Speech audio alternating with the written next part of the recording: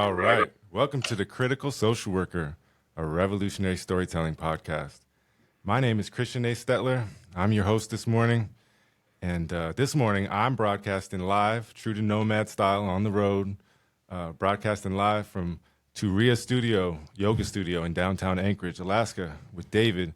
And we'll get to him soon. But I'm also joined here virtually by my co-host, Niko. Now, Niko is a veteran in more than one way. He's a military veteran, and being that this is his third time on the podcast, he's a veteran here too, and I'm glad to have him. What's up, Niko? How's it going up there in the north? Going good, Professor, going good.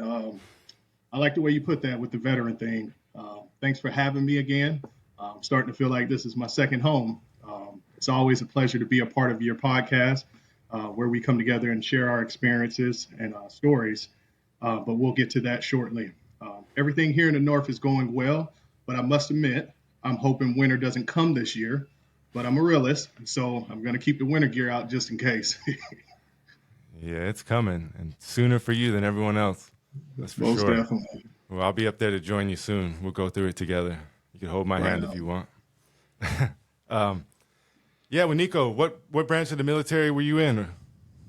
Yeah, so I served in the Army for 13 years. I started off as a human resource specialist. I was a human resource manager, human resources supervisor, and not to get too deep into it, in the military, human resources is more similar to social work, in my opinion, in comparison to traditional civilian sector HR.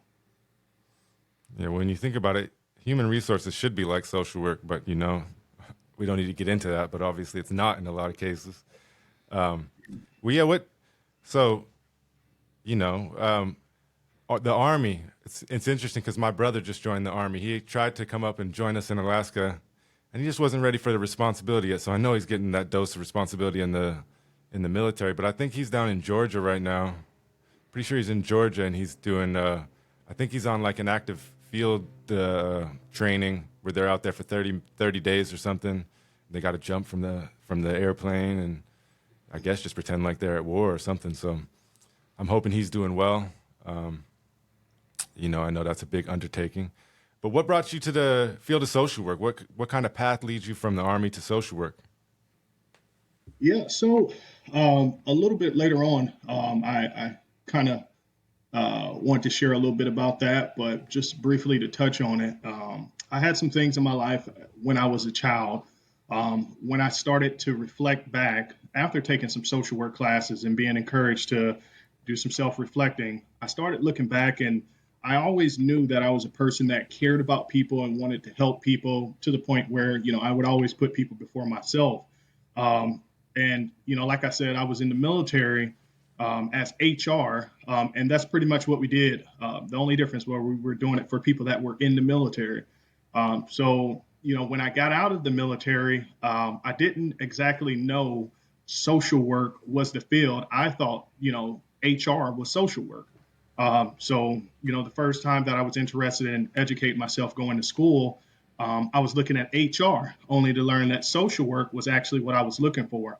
I had some experiences in my own life outside of my upbringing, some obstacles through my journey where that put me in place with a social worker that helped me navigate those obstacles. And that kind of showed me like, okay, social work is actually the field that I want to do.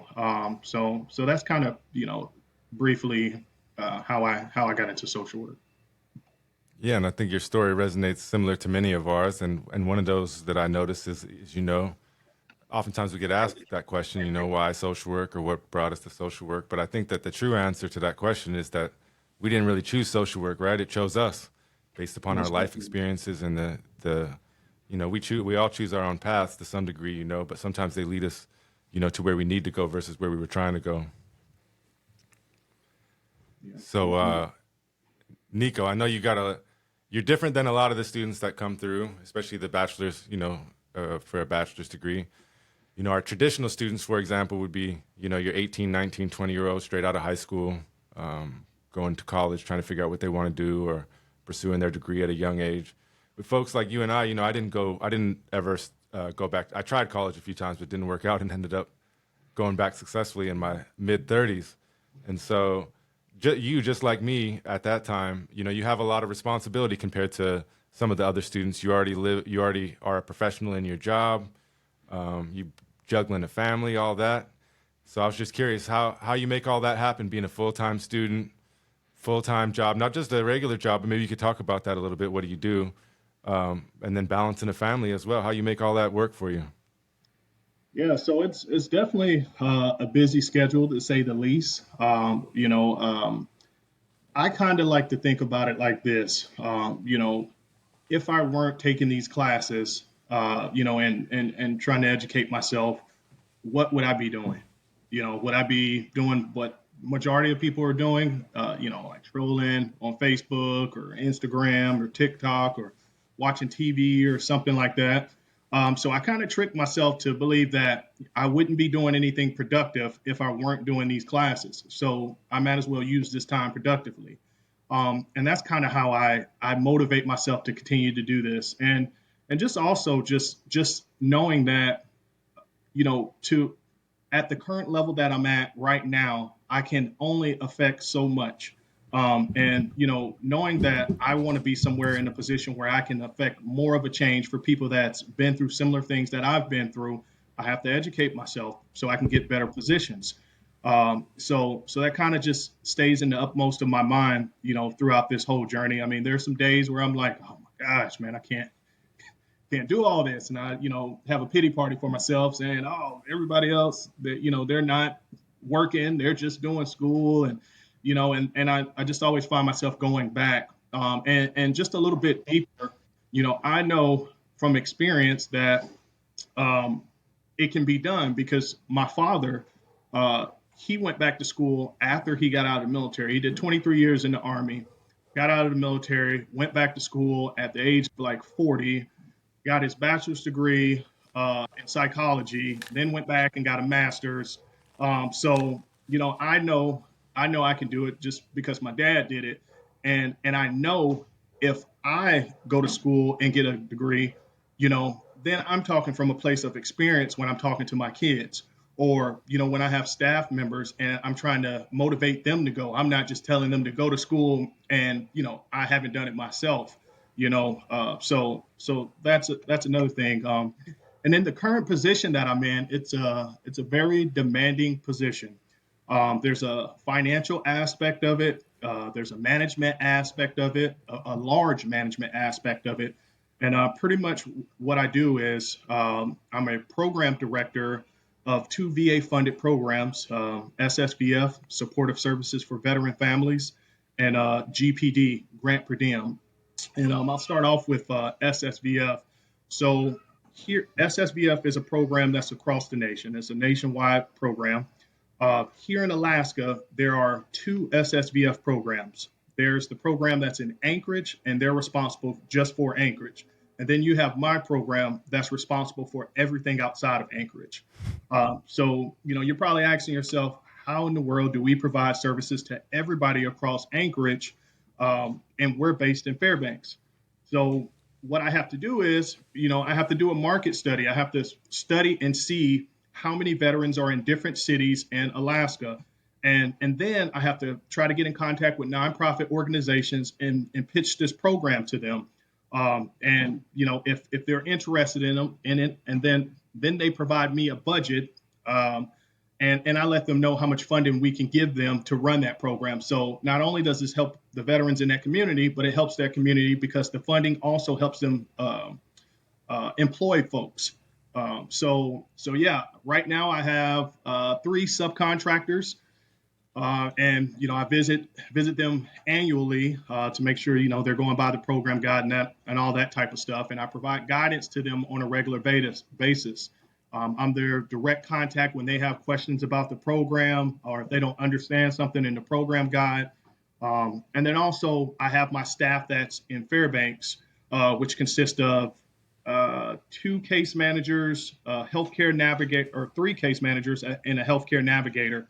Um, and it's likely I'll probably end up hiring two more people. So yeah, my job is just to make sure that I make sure that we're providing assistance to all veterans throughout Alaska, provide guidance to the subcontractors, find subcontractors, manage our budget, make sure we're not spending too much or too little, or we're spending money on stuff that's allowable and in comparison to stuff that's not allowable. So yeah, it's a pretty demanding job. And then you have the uh, I'm a case manager, if you will, at heart. So it's kind of hard for me to just sit back and say, observe and not help. Now, of course, none of us want to be a supervisor that's a micromanager. So I don't micromanage, but I am extremely happy when my case managers ask for guidance or ask me to talk with a veteran and help them out. And we provide outreach too. We go out into the camps in the community, hand out flyers and gift cards and stuff like that, and try to get folks to come to the Fairbanks Rescue Mission in order to get services from us. And I know I'm being a little long-winded. Just to name a few of the services that we provide case management. That is the main thing. That's the main thing of the program is case management. Now, a lot of veterans like the TFA portion of it, the temporary financial assistance, but my bread and butter is the case management because a lot of times people are homeless or in imminent danger of homeless because of something, whether that's substance abuse, mental health, poor money management, or whatever the case might be. So it's an opportunity for us to point them in the right direction and connect them with the folks that they need to be connected with to be able to sustain a healthy lifestyle. And then just real briefly, the GPD program, it's a program that is based out of the Fairbanks Rescue Mission. So what that program is, sometimes you run across homeless veterans that aren't quite ready to transition out in the community. Although we can pay for their rent, their utilities and all these different things, they're just not ready yet. Maybe they have, some substance abuse problems and they want to go to the DOM first and get some mental health or substance abuse, or maybe they want to, attend these classes that we offer at my program at the Rescue Mission before they launch back out into the community. We offer budgeting classes. We offer soft skills, that's very valuable, and finding employment and keeping employment. We offer ready to rent classes that's teaching folks that's never had a lease before how to maintain a lease, because for us who've done it throughout our whole life, it's easy to remember to pay your bills and to put money to the side for this, for groceries and stuff like that. But there are folks that's never had a lease, never lived alone. So we offer those type of classes too. And the GPD program is ran there at the mission. The veterans have an area where it's just only veterans. They're isolated from the rest of the population. And we work with them to get them where they want to be. Yeah, well, I'd say you have a hell of a lot of responsibilities for a BSW student. And Definitely.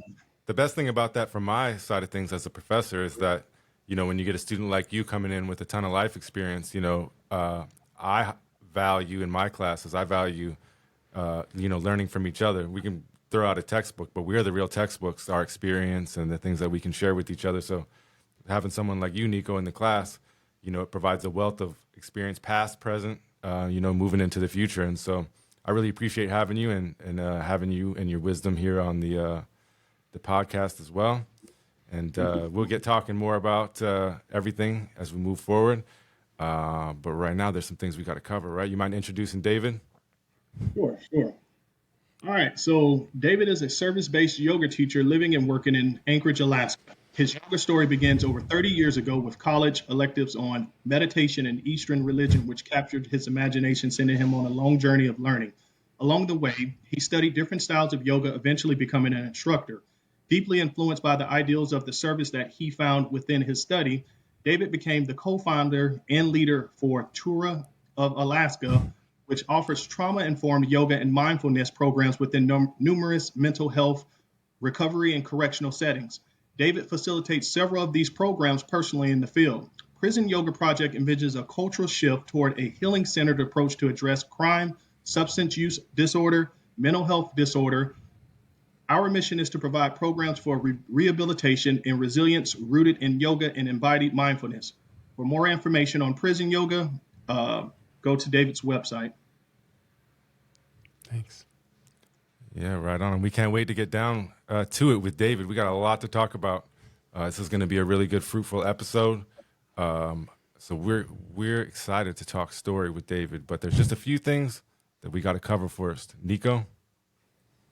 So as Professor Ace and myself mentioned above, this is a storytelling podcast where we share our stories and our personal experiences. With that being said, the Critical Social Worker podcast is supported by the Social Work Department at the University of Alaska, Fairbanks. However, we want to be clear that any opinions stressed on this podcast, whether by the host, guests, or listeners calling in, do not necessarily reflect the values of the Social Work Department, College of Liberal Arts, the University of Alaska, Fairbanks, or any of its affiliates. The opinions and ideals shared belong to the speaker alone. Yeah, and that's important. If you don't like something that one of us says, take it up with the individual. And even go further than that, I would ask you to address it during the podcast if you're tuning in live. There's a chat box. There's an option to call in. If not, you're always welcome to email me at castettler@alaska.edu or reach out to me through any of the mediums that you find the Critical Social Worker podcast on. Take it up with ourselves individually. We can be opinionated folks, and just like Niko said, they don't represent the University of Alaska Fairbanks, the Department of Social Work, or any other organization. Everything that we say belongs to the individual themselves. So with that being said, you mind sharing our mission statement real quick? Sure. The Critical Social Worker podcast unfolds unique stories and diverse perspectives to foster critical dialogue, empathy, and understanding for all listeners. Through storytelling grounded in social work values, we aim to change ourselves and the world one story at a time. Right on. And one of the underlying themes of that mission statement is obviously the idea of telling stories. Well, we here at the Critical Social Worker believe that each individual is multi-layered, meaning they have unique life experiences that we want to help unfold through the layers and the stories in ways that we can learn and grow from, stories that help us build critical consciousness.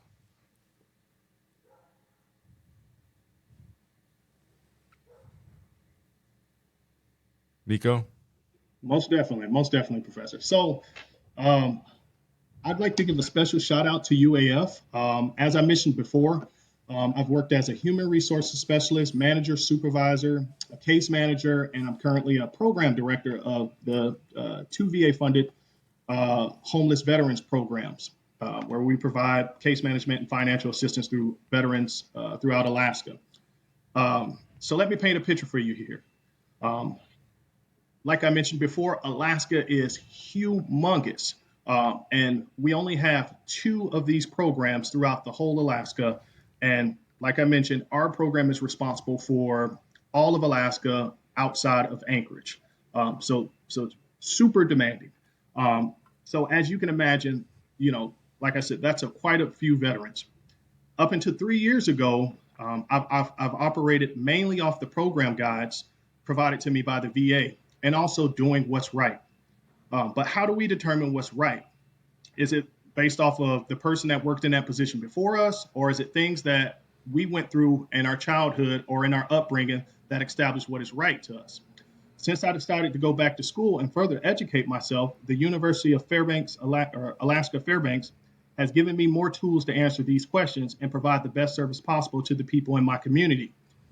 Oh, and did I mention UAF is very affordable? So for anyone interested in social work, UAF is one of the top online BSW programs in the country. Cheap and affordable in-state tuition from anywhere in the world. UAF staff and professionals are caring and attentive, and also provide a BSW with focus on indigenous history and methods.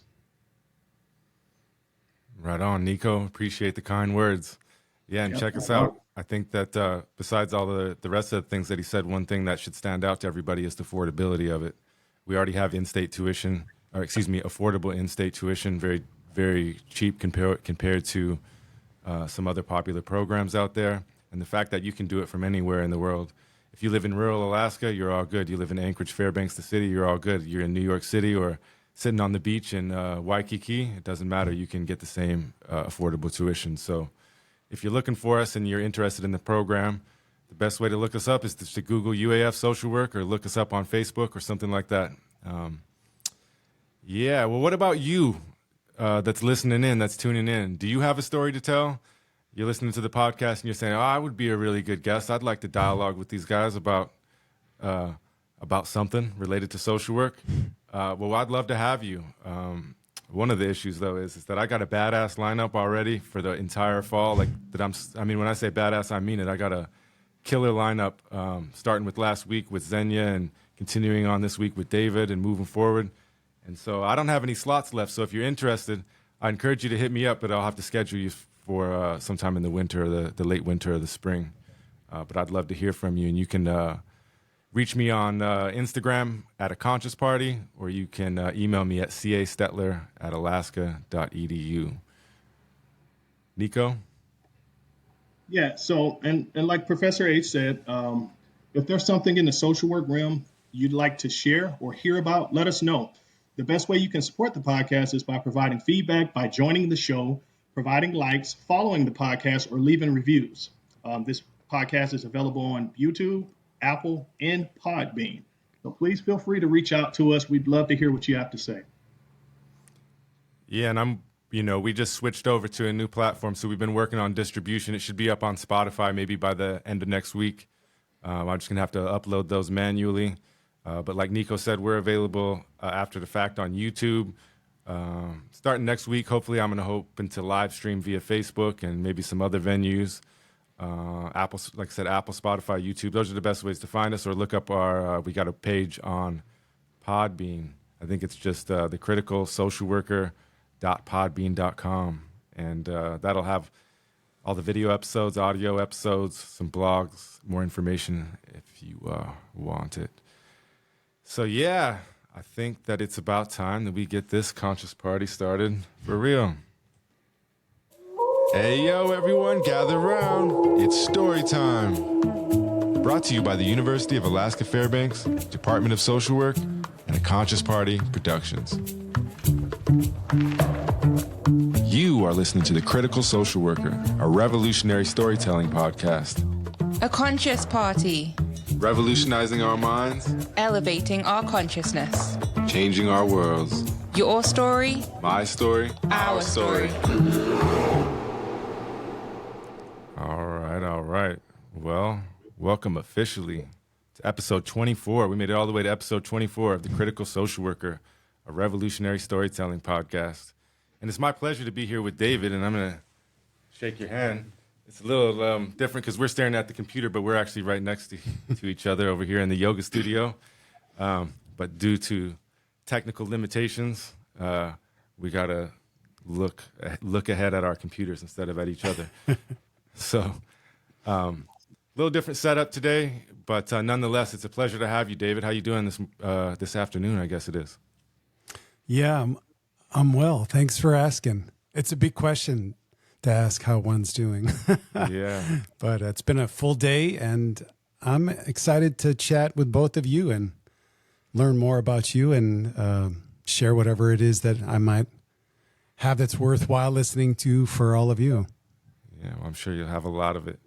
And I usually start off this segment with a story, and I couldn't come up with, a real profound story that I thought highlighted this, what we're about to talk about. And, the main story I want to tell is actually going to be later with Niko as we get into the prison side of things.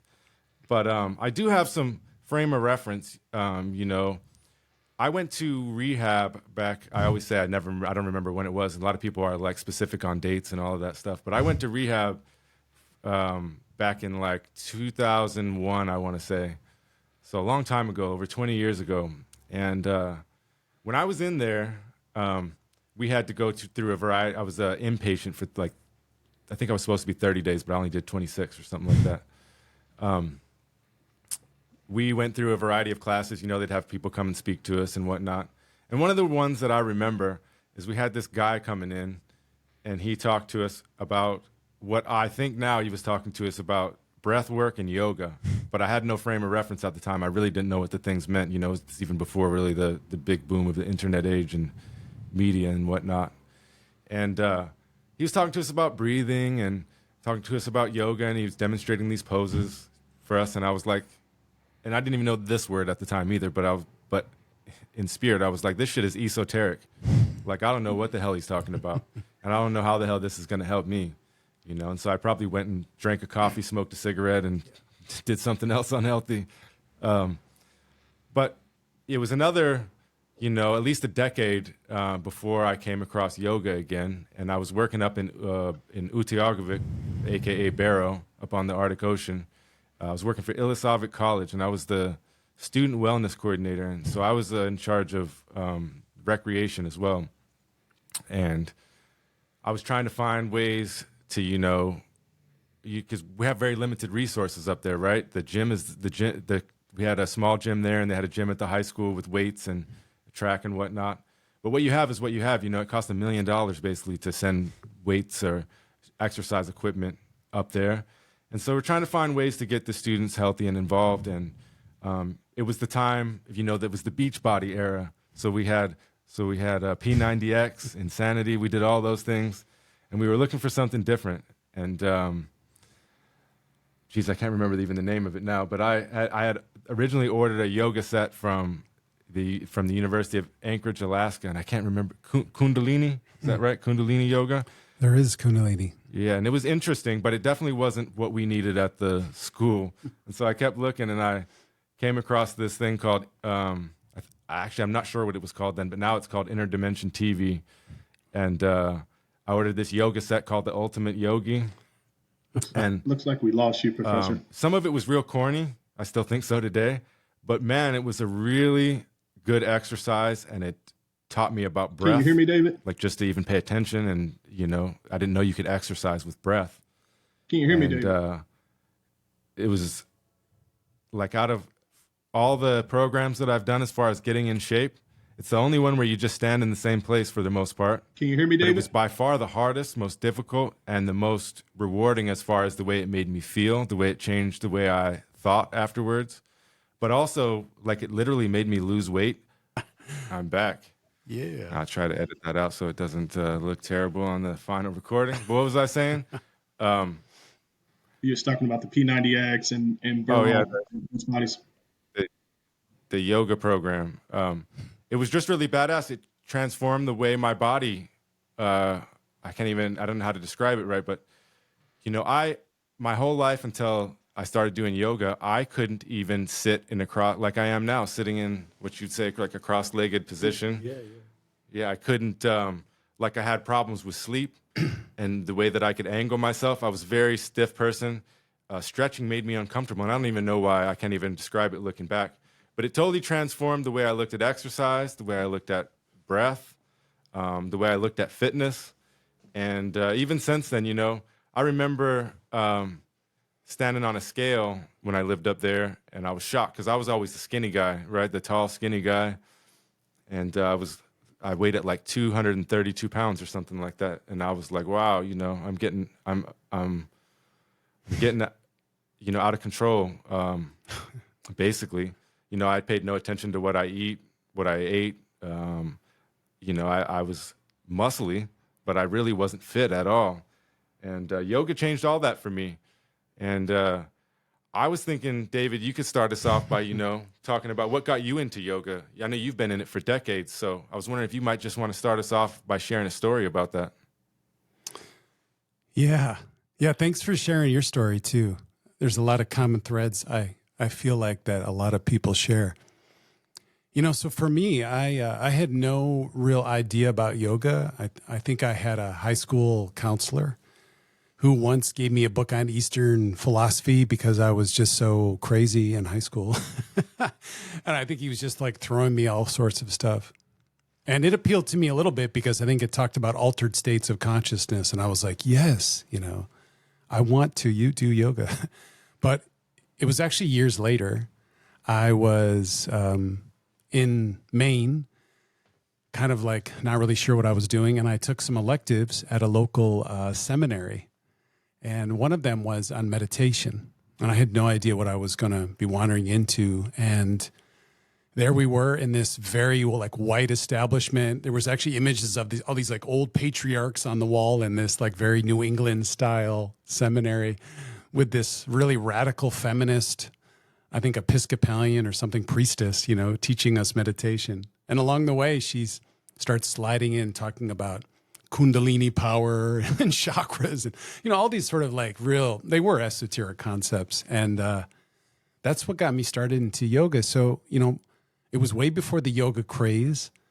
And I got to explore what I feel like is often neglected in a lot of contemporary yoga, which is the philosophy, the meditation. I'm going to stay away from spiritual because, I don't necessarily think yoga needs to be spiritual or at least defined a particular way spiritually.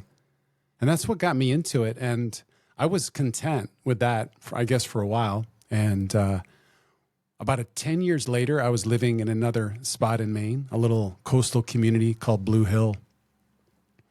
And I had a mad crush on the local yoga instructor. And I started going to her class really for that base reason, honestly. And she, was not interested in me, needless to say. But I did start practicing the physical aspect of yoga, which is often what we think of when we think of yoga. The postures, you may have heard that word, the poses. I don't use those words in my work, but those are the kind of words that you hear. And, that just rocket fired me forward. And then it just continued, more and more classes, more and more study, until I moved to Alaska. And I would say probably my midlife crisis, I got my yoga teaching certificate. And since that time, I've been teaching, and I'm probably one of the few, I think, really lucky teachers who get to do this work full time. All of my work is instructing or guiding others or some sort of related work, with yoga. So that was my story, starting when I was 22. And this week's my birthday, so that's 32 years ago. Well, that's weird to say. Those are too big of numbers for us to do the math, Dave. Yeah, I know. For me, I'm like, did I do the math right? It's a long time. Yeah, so now you're here in Anchorage. We're here in your studio, Turiya, right? Turiya Studio. What does Turiya mean? Turiya. So Turiya is a philosophical word, and for some sort of like orthodox purist yogi, they might like be hearing my definition and be upset, and that's good. I'm glad they're upset. But Turiya is the idea of connecting that unconscious side of yourself with your conscious side of yourself, with all those different elements that are disconnected. Just on a physical level, it's kind of like muscle confusion at first. You're pulling it all together, and from that place of connection, you get a vantage point. And that vantage point is the Turiya moment. It's very similar to, say, in Zen, where they paint the circle, and they never finish the circle. There's that openness. And you're like, gosh, why don't they ever finish that circle? But the idea is that it allows you to step out of a pattern. And we all live in patterns. We're educated into patterns. We're conditioned into patterns. And maybe there's no absolutes in what I do, but maybe a practice such as yoga helps one step out of it. So we chose that name, Turiya, when we started doing this kind of work. Yeah, well, even taking that a deep step further, a little deeper, my wife, Alicia, her father's family hails from Jamaica. And so since we've gotten together, I've been I was already interested in like reggae music and whatnot, but became super interested in Jamaica and Jamaican culture and whatnot. And one of the things they often hear Rastafarians talk about is this I and I consciousness, where they believe that they have an inner divinity in every individual. And that basically, I think if you break it down in layman terms, that you would have your conscience inside of you, and that if you ever need help, you can always just ask the voice inside of you, which I'm assuming that's part of what you're saying, at least, the subconscious, right? And so I think a lot of us, myself, let me just use myself, I remember it as a child and remember it almost being like everyone else thought I was when I would listen to my conscience, that it was kind of ridiculous and it doesn't match up with the mainstream ideas and whatnot. And then, just in recent years, I've started to listen to that voice again, and it almost provides me with the answer that I need almost 100% of the time. And I think even the times that maybe it doesn't, I just don't quite understand it. And so, if all the answers are right inside of us, within that, you mentioned that it kind of helps bridge that gap. How does it do that? How does yoga do that? Wow, that's a big question. So we only need about 50 years to start to slightly answer it, but I'll just share my experience because ultimately that's all I can do. And I love what you were saying about that early idea of connection. And in many ways, it makes me rethink my answer to your question, like my yoga experience. Because really, for me, I feel like it started when I was a kid, before I even knew there was an India, before I knew there was something called yoga, whatever. It was this connection to the world, connection to my body, connection to the experience of breathing, of touch, of awareness. Yeah, so I feel like yoga is an invitation, especially for adults, to return to that state of simple connection to things. And I think in the yoga practice, especially a physical practice, we use our bodies to go into that experience of a deeper relationship with ourselves. I think sometimes it's called interoception, like a lot of syllables.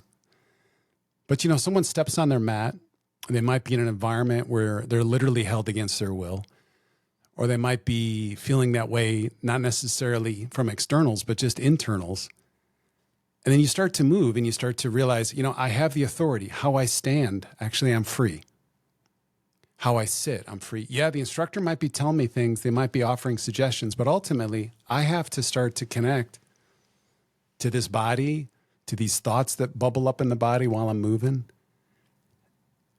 And there's a possibility that as you practice that on the mat, it becomes a type of muscle memory almost, in a larger sense that can start to manifest in the world, It might be slow like syrup, how it does it, but I feel like for me, the longer I practice, the like Costco line or the Cars line is a far more place really to practice yoga in many ways than like the place on my mat, because now I'm starting to exercise those experiences of being still, being present, standing in a way that supports my body, aware of who's around me, what I really need rather than what I want, those kind of things.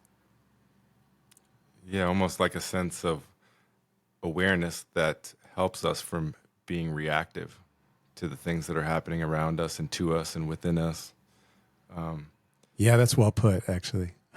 I think of the first line of a couple first lines of a text that I've referred to a lot in my own yoga practice. It's called the Yoga Sutras, ancient document, and it's very practical.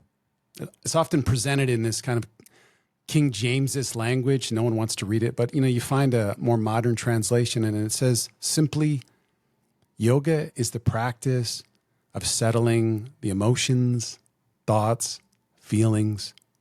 You could just add infinitum, So yeah, it is turning down that noise, really. Yeah, and one of the things I liked that you mentioned just a moment ago was that it doesn't always just happen on the mat. It happens while you're waiting in the line at Costco or somewhere else. And I think that's, been specifically true for me, is that, yeah, I've gotten some great exercise and some great times on the yoga mat, doing this and that.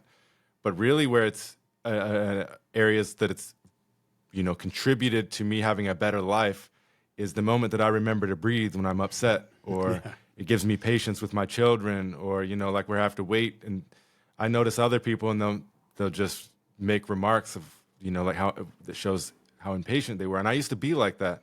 And I can still be like that at times. I'm far from perfect, but that's the true benefit one of the true benefits that I've feel like I've reaped from practicing yoga would be, and breath work would be, how it affects the other parts of my life, the things in the peripheral. And I think when I look at that, it comes down to the breath. And it's funny because I was interviewing this social worker named Xenia from Toronto last week, and she started talking about how sometimes she just has to remember to breathe. And I was like, yeah, I do too right now. I was a little bit flustered with some technical difficulties we were having. And then once I remembered, I was like, oh, it's all good. What am I here to do? I'm here to talk to Xenia. Let's get on with it. And so I was wondering if you could talk a little bit about breath work, or what is the importance of breath as it's related to yoga and, just our life in general. Many of us, speaking from myself, again, speaking from experience, have never paid attention to breath at all. And like I said, until my 30s, even though it was even directly introduced to me by somebody else, I still never, ever paid attention to my breath in any way, shape, or form until I was in my 30s. So, what is the importance and what does the breath do for us? I would say those are all awesome questions and thoughts. I mean, if we were just to like on a practical level, be like, what's the importance of breath? If we held our breath right now, and we started suffocating, it'd be like very immediate. Yeah, I don't think we're connected to breath right from the start. We live in a culture that isn't necessarily very vocal, very song oriented. It's a lot of sitting down, a lot of learning, a lot of being polite. So the breath is restricted. A lot of people are in states of nervousness, anxiety, according to like just different things of rites of passage that our culture kind of throws at us, like going to school, as a little kid, or immediately having to deal with peer pressure, or even the schedules we keep. Think of the bells, or the military, right? Like, could you really breathe during the routine of a military? So I think most adults have no idea of breath. It almost sounds so simple because people are like, yeah, of course I breathe.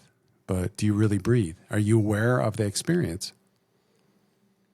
And why would that be important? A lot of times for the work I do with people, the first thing we do is take 5 extended breaths, just so they see that there's actually a tangible relationship between breathing and how they might feel. And then the next thing is, for me, to make it really just practical.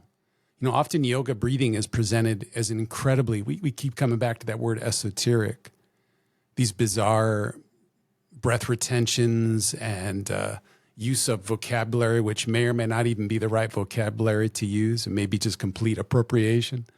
And then people are like, whoa, I want to breathe, but I don't want to block one nostril and hold my breath for 7 counts, or like squeeze my sphincter. All these kind of strange things we've heard about in breathing exercises. So a lot of times it's like, have you ever realized how you breathe to somebody? Whoa, maybe we should just take a moment now, How do you breathe? Nose, mouth? Do you even feel your breath when you breathe?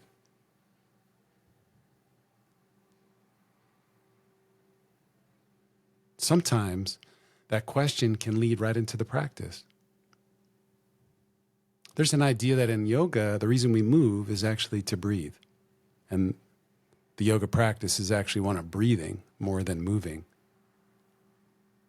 Or even the experience of breathing through the nose. During the pandemic, I started just breathing through my nostrils, right? Even though I had learned all these crazy esoteric breath patterns, most of them would give me intense anxiety and have me have like get me to have some sort of breathing reaction. But I just started breathing through my nose during the pandemic, and I was like, whoa, this is like a life changer. And if you've never done that, that can lead into a whole discussion. Why can't you breathe through your nose? Did you know you're supposed to breathe through your nose? Well, it might lead into questions about health, like what I eat. So the breath just seems to be this thread. Also, I'll just say one more thing, because I do feel like I'm saying a lot, right? And it's a lot of information, but our breath is also one way we can interact with the subconscious body of ourselves. And I'm meaning more of like that physical body. Like if I breathe and I go into a relationship with my breath, like for example, if I slow down my breath right now, that might affect my pulse. It might affect other systems of my body. Or if I take a deep inhale or I kind of pump my breath, that might fire up the nervous system. So all of a sudden I have this experience that I'm partially acting and partially receiving that is connecting me to a whole world that I don't know below what I think is reality, that little sliver of consciousness, At least that's my take on it, Yeah, and another place that we can need breath can often be the places or the times when we use it the least. For myself, again, speaking from experience, since I've become aware of these things, but I would have never known in the past because, like you've been talking about, I had no awareness of my breath. But when I get angry, when I get flustered, when I get anxious, when I get insecure, when I'm feeling, or I should say when I'm feeling, insecure, when I'm feeling anxious, when I'm feeling anger and I want to yell at somebody or something like that. Well, if I were to, oftentimes, again, these are the times that I'm unaware, but when I become aware, I'm like, well, I'm not even breathing, or my breath is so shallow. And so based on the information, the wisdom, the knowledge that I have now, what I need is to breathe, and I need that breath. And I need to be, I don't know if I want to say in control of it, but aware of it, and I need to be, aware of it to the point that I can manipulate it to bring me back to where I'm at right now in the present. Because all those things I mentioned, the fears, the anxieties, the stresses, insecurities, those all, stem from some kind of fear within myself. And to get rid of that fear, or to work past it, I guess you could say I need to breathe past it. I need to come back. So, being that you work with folks, and we'll get more in detail about the specifics later, but why does the breath help us in those situations? Why do we forget about it? Why do we, lose our awareness? And why, when we find our awareness and we, like I said, let the breath bring us back, breathe past it, how does it help us? Like, what's the point in it all? Yeah, it's another big one. We could write a whole novel. We could do a lifetime podcast on the subject. Yeah, I feel like it just brings us back to ourselves. I feel like ultimately that's the thing. It allows us to maybe make a decision that's a response rather than reaction. It might just give us perspective. I think about a lot of the people I work with. They are in places where they're not going home. They are completely at the mercy of someone else's will. And for them, the breath might just be a moment, a place to check in with themselves, to get a little perspective, not feel overwhelmed. As a social worker, both of you actually, you're maybe the science background, just the whole journey of the nervous system into, these, they're almost cliches now, the fight, the flight, the fawn, the flee, all those different effects, which just are so ingrained in us, and they make us not free. We all have those things. Yeah. And I think the breath is really a lifetime practice. Sometimes with yoga or breath work or something new you develop, there's the temptation to believe, like, if I just get this, I've got it. I've mastered it. And then I can start something else. But really, it's a process, I think about what I know about breath now and what I knew when I first started really getting to my yoga practice. It's so desperate. For a lot of people, they don't even know they're breathing. I used to moan all the time in my yoga classes. In fact, the people at the studio called me Moaning Man, to my aghast. It was kind of embarrassing. And but that's because I had never really breathed. I was like so fixated, like holding life together. So that was my journey with the breath. Let's turn back to the yoga for just a minute. Yeah. And I realize that, the folks that are going to be listening in are going to have different, variable levels of knowledge about some of the terms and things that we're going to use. But what kind of yoga do you like, David? That is like a fantastic question. And it's also a question that my kind of immediate friends and I always kind of joke around about. Because there are these and actually it's a great question because it's going to lead me into talking about the type of practice I do and the practice I do with myself. So I'm what you would call a post-lineage yogi, which means that I don't really acknowledge as crazily authoritative any sort of style. So I choose my own style, and I pull from what feels right for my body, and I follow that kind of practice for myself. If you saw me practicing, you'd see me doing a lot of the classical poses, you might see on Instagram or you might see in a gym or a studio. A lot of my practice is also very meditative. So I'll sit for a long time, move my body around, connect to my breathing. Yeah, so it's a big question. So much of my practice these days has been kind of differentiating myself from a lot of the practices you might find in studios or gyms, which are very much like branded styles connected to, say, a person, often a money machine. So I do tend to pull away from that and do my own thing on my mat. Yeah. So that was a very vague answer, but... No, it's all right because it bridges to my next question. So me personally, again, told you I picked up yoga doing that ultimate yogi practice. And for the most part, I'm still doing the same thing. Yeah. They've got different programs on there, but they're all power vinyasa yoga. Mm-hmm. I love it, and they're long programs, they're hardcore, they get me in shape, they make me feel good. But one of the differences between me and my wife, Alicia, for example, is that her practice, she's more in tune with her practice as it pertains to herself, if that makes sense. She is able to make yoga work for her doesn't matter how much time she has or doesn't have, or the venue or whatever, she can make it work for herself. And when I reflect on it, I feel like this is the way that yoga is supposed to be.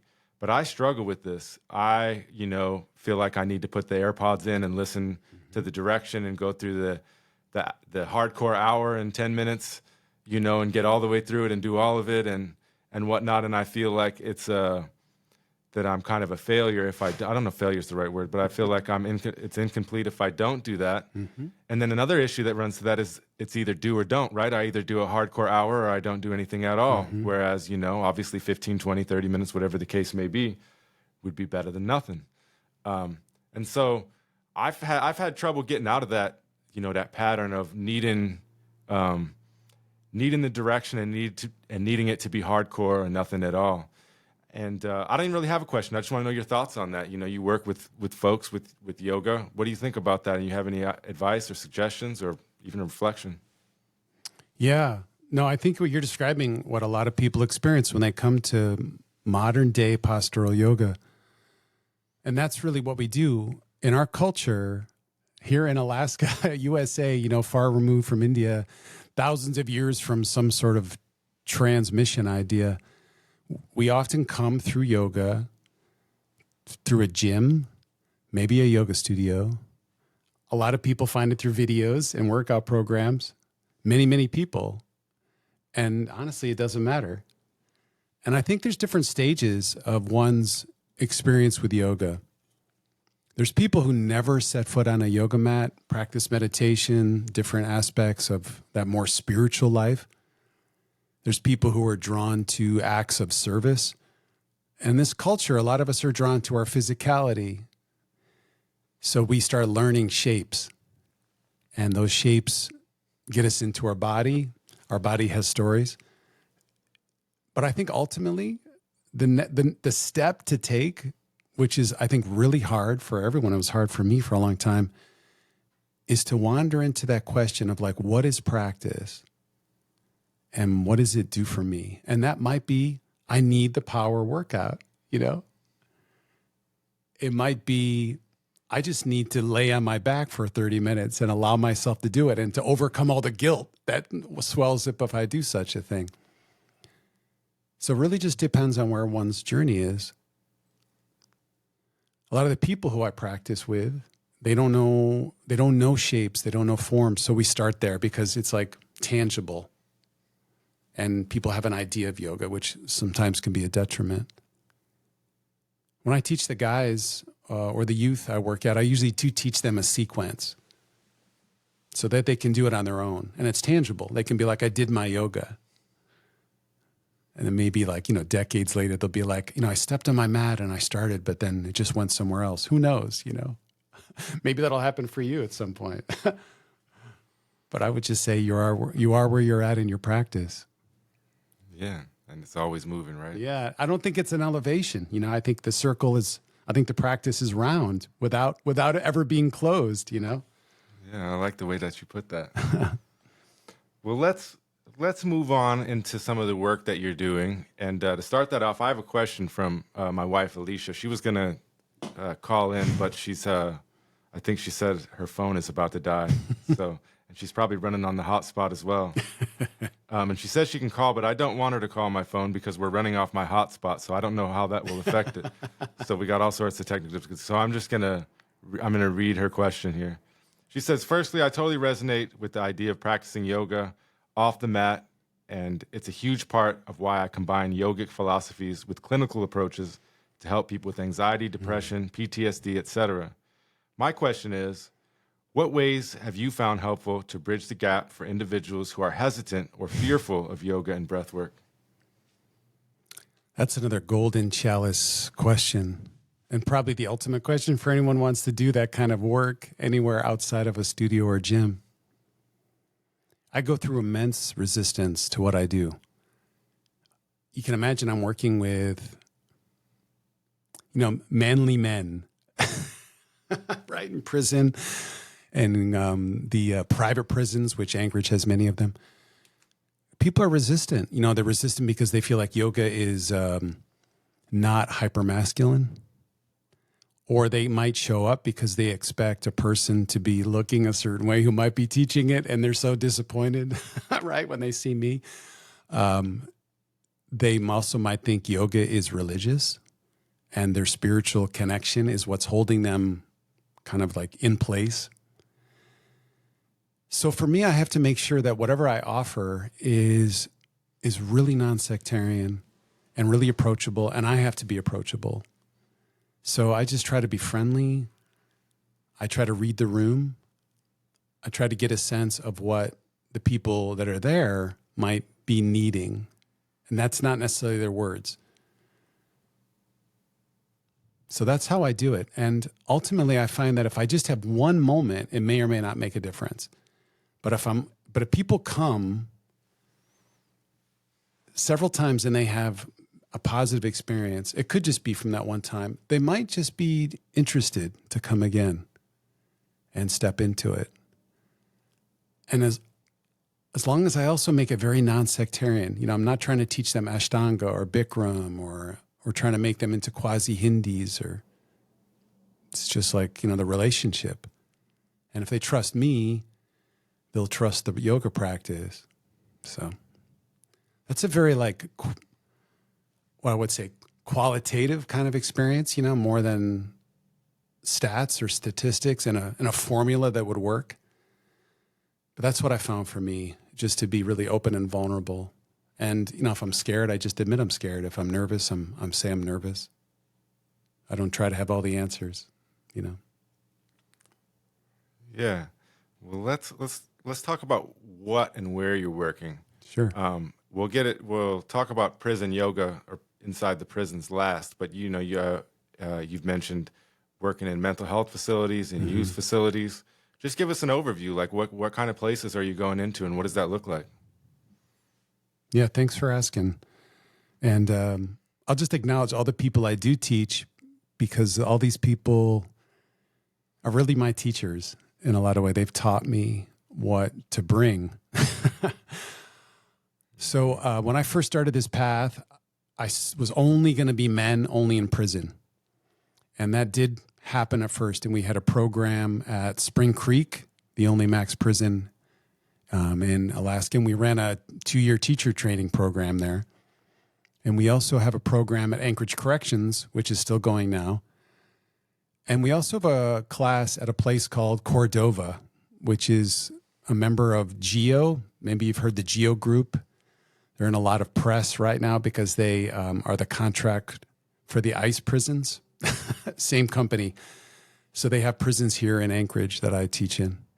And then McLaughlin Youth Center, and an organization called North Star, which is all over Anchorage. And they have residential facilities for girls, a rehab for men. They have a veterans facility called Chris Kyle Hospital, and several semi-acute and acute units for youth.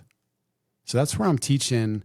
And it comes to be about, I don't know, maybe 10 classes a week or so. Maybe more some days. I don't know. There's also a little bit with ASD that's new. And this is probably what I'm most excited about is that ASD, which is the Anchorage School District, asked us to come in and do these 20 minutes of mindfulness for several classes in a particular special school. So like we go to, say, Alaska Child and Family. They have a school. And we stay there all day and we go 20 minutes in every class, just doing mindfulness activities, which might not even look like yoga or mindfulness, just a way to connect. And we also get to work with the teachers a little bit, offering whatever we can to them because they're the ones really holding the space. So that's a lot. And that's what we do as far as social. We also work with Alaska Pipeline and do virtual meditations with them once a week and different organizations, Covenant House, GCI. So, yeah, that's kind of a scope of our practice. It's interesting that you mentioned North Star because obviously they've been in the news over many, many years. Yeah. But way back, just after that time that I talked about going to rehab, what got me into social work was I worked at a youth treatment facility and worked my way up and ended up supervising it for several years. But a lot of our kids came straight from North Star. And I don't think that I'm not 100% sure, but I don't think that they're sending the kids out, at least I hope not, that they're not sending the kids outside of Alaska anymore. For a myriad of reasons, which we don't want to get into. Yeah. But when I think about those kids that I worked with, there's a place called Cottonwood Treatment Center. It's closed now in Salt Lake City. You know, and even after all these years, that's probably the most rewarding job I ever had. No education, no nothing.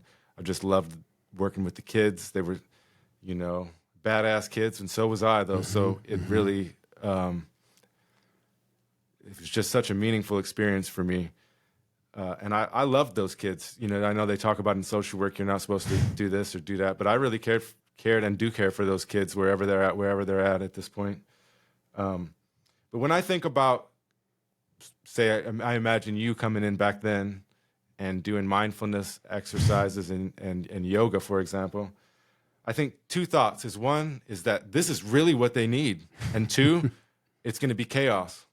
And so I just wondering if you could paint a picture for us at all. Like, you know, I know we have confidentiality and all that, so I don't want you to be specific, but, you know, what does that look like for you to go into somewhere, you know, like North Star, where you have, you know, we'll just say troubled youth, sometimes, but I'm sure sometimes with mental health problems, with developmental delays, different things going on. Sometimes a lot of the kids we'd get from North Star fetal alcohol syndrome are on the spectrum. Yep.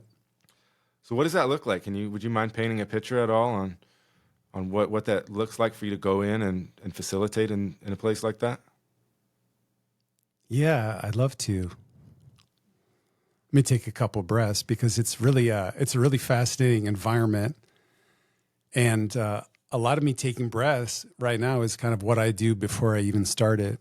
I find that working in such an environment, it starts before I even set foot in that environment. It's not that I have to have an exact outline of what I'm going to do because that will be utterly a failure, but I have to know my intention.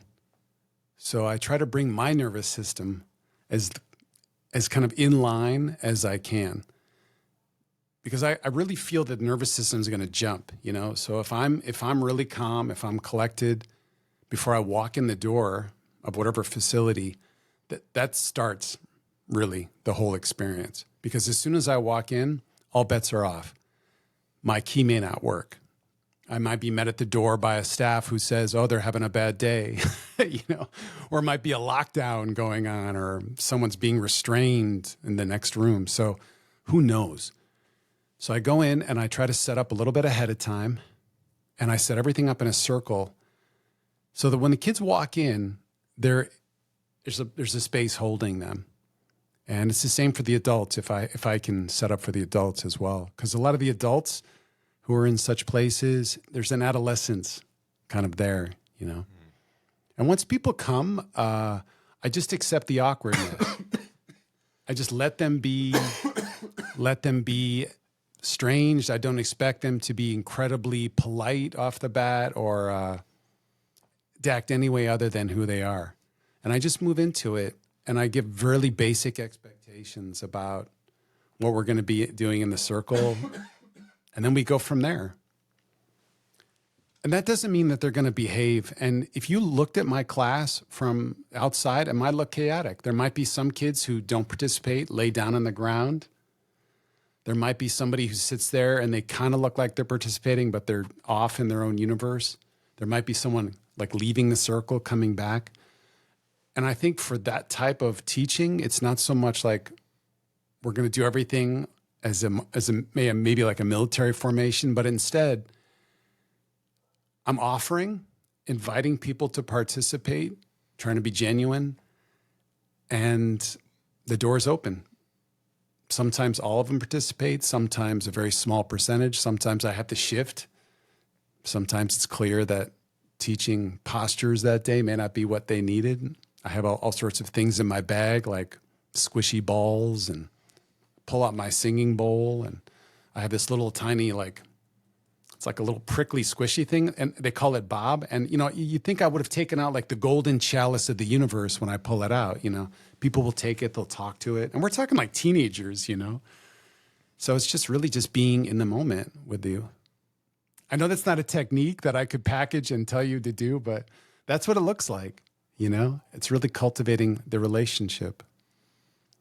Yeah. Yeah, no, I think that's a good answer. I don't think there's any, even just from my own experience outside of yoga, working with those kids, if people ask me how to do it or why was I so good at it, I don't have there's no prescription or recipe for something like that. It's something that is, it's holistic, and part of it comes from the heart and part of it just comes from doing what you need, being willing to do what you need to do.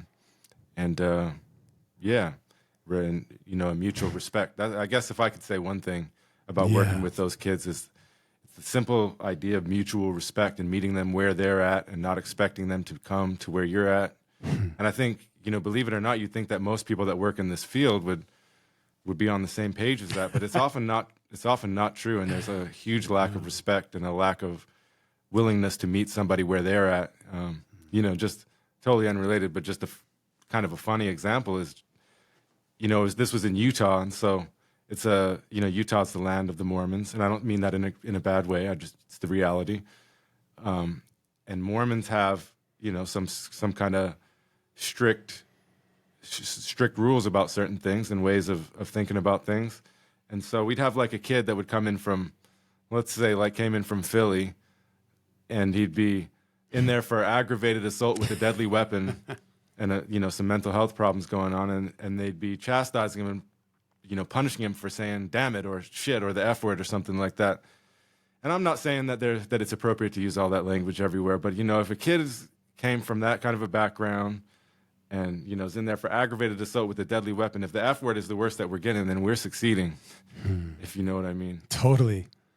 Also, as you were talking, I was thinking of another thing. How important it is for me to have a relationship with the staff in these facilities. It'd be easy to see them as the enemy in some ways, because a lot of times they're enforcing kind of barbaric practices, like really old-fashioned practices, like, chastising someone for language. So that's another whole side of it. The deeper I am with organization, or at least key staff, I call them the angels, the more the experience becomes authentic and meaningful for the youth. It's so fascinating, Yeah. Yeah, and I don't mean to spread any negativity, but when I think about my job working in social work, especially in places like that with kids were never the problem for me. It was always the staff, always, and not even necessarily. Sometimes not even the staff, administration, and whatever. But it's those powers that be. But don't get me wrong. There's plenty of great people that work in places like that. There are. I don't agree with, when I look back at Cottonwood Treatment Center, I don't agree with the methods or with everything there, but we still did good work with what we had, and I didn't control all that, so I can't look at it in that way. Well, that makes me also think, about prison and jails, because this is where I want to invite Niko back into the conversation, and we'll have some three-way dialogue here for a minute, and then I'm going to turn it over to him for a while. But we wanted to paint a picture. We were talking yesterday, and we thought it would be a good idea to paint a picture of what it is like in jail and prison. Because I think many folks, they might have idea and they may have seen, watch late at night A&E and watching whatever that's called Behind Bars or whatever the shows are called. But when we were talking about staff members and whatnot, it made me think of my time. I've done a little bit of time behind bars, not too much, but one time I had to stay in there for 30 days in Jackson Hole, Wyoming. Whoa. And one of the things that stood out to me was how the majority of the correctional officers, the COs there, I mean, they weren't like outwardly mean to me or anybody that I saw. I mean, I've seen stuff like on TV and heard stories, but they it was dehumanizing in the sense it was like we almost didn't exist. When you had a legitimate request or a legitimate need or something, most of them treated you like you didn't exist. They just completely overlooked you and everything like that. Another example that I had was when I was there, I was asking I wanted to ask the judge for an early release date because I had been sentenced. I think my sentence was actually something like 6 months, and they stayed 90 days, and I can't even think of the name. They suspended 90 and stayed 60 days, or vice versa, one of the things. So basically 30 days if I didn't do anything wrong. But I only had 21 days vacation with plus the weekends or whatever. And so I had, from my job at Cottonwood Treatment Center, of all places. And I had asked this younger CO if I had heard that they had clippers that he would help me because I'd been in there for a month and, I needed to shave and whatnot. And he said, yeah, and he took me down there to this bathroom and gave me the clippers. And I could hear the conversation outside between the other COs, and they were basically making fun of him and chastising him for being, such a gullible piece of shit for taking me down there and letting me use the clippers. And I'm thinking, in my mind at the time, I was thinking, this guy's really nice, he's really being helpful to me. And to the other people, at least the COs that were there, he was an idiot. But that just speaks to one element of the kind of the ways that you feel dehumanized in jail. Other ways that I can think of are just, and Niko can touch on this as well. Niko had a little different experience, but in jail, and I went into what's the jail in Fairbanks called? FCC, Fairbanks Correctional Center. Yeah. I used to go in there too and teach domestic violence offenders workshops. And jail is just, there's a guy named Ta-Nehisi Coates, and he puts it well. Jail or prisons is like the gray wastelands. And even when I went in there, like I said, as a civilian to go and teach these workshops to DV offenders, it felt very much the same. Like I knew I was going to get out quicker, but it's cold. Everything is clammy. Everything's made of steel. The sounds, this nasty smell that goes along with jails it's something that I can't even describe. Being in the cell, I can't speak to exactly how big the cell was that I was in Wyoming, but fortunately for me, the guy that I was bunked with got out like 2 days after I got there, and I had my own place. But when you're there, I mean, you have to, you have to take a shit in front of somebody else. I hate to use that language, but it's the best way I can think to put it across. You have to, go number 2 while somebody's sitting in their bed right next to you. And again, the smells, like I couldn't even over exaggerate it. The smells of jail, because it's cold water, cold steel. It exaggerates the smell, smell, sounds, whatever, but it's really just kind of like a gross feeling. And then, I just wanted to contrast that with when you think about, like a yoga studio, or say if you're going to watch a yoga video somewhere, they're either going to be outside on the beach or in a serene forest, or in this is a very small studio that we're in, but it's going to be something that has a certain ambience and feel to it that you would associate with, it's, you take pleasure in being in that environment. Whereas jail and prison, it's just the exact opposite. I was wondering if you could add to that, Niko. I know I kind of covered a lot of areas there. Yeah, definitely. And not to mention, a lot of times that that toilet that you use that's in the same cell as your roommate, it's connected to your sink too. So you're essentially taking the doo-doo in the same place you wash your face and brush your teeth at. So it's not a great environment to be in.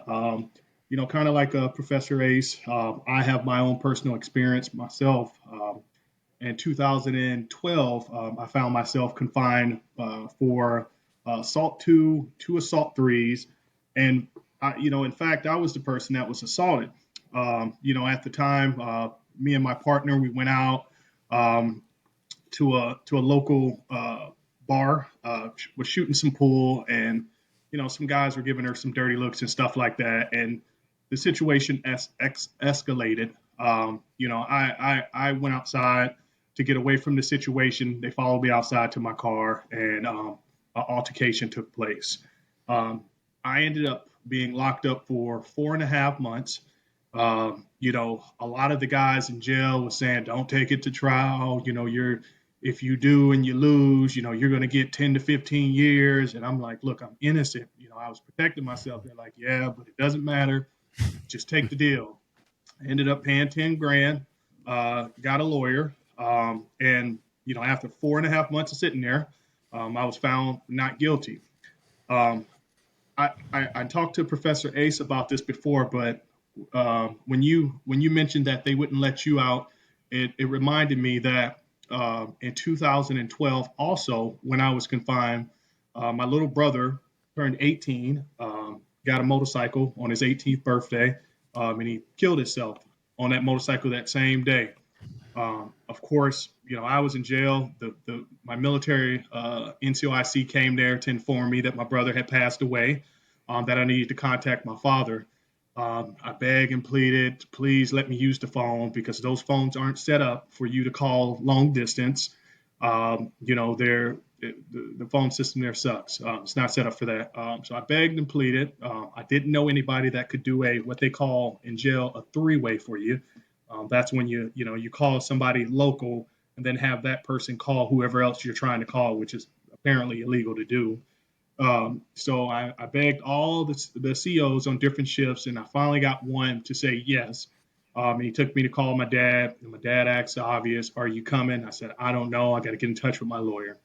I went before a judge. Same deal, beg, please, Your Honor, let me go. I want to be there for my brother's funeral. This is, it's not a thing that happens, a million times in a life. Please let me go. I'm innocent of these crimes. I'm fighting it. I pled not guilty. The judge said no. So I wasn't able to attend his funeral, which, to this day, still kind of bothers me.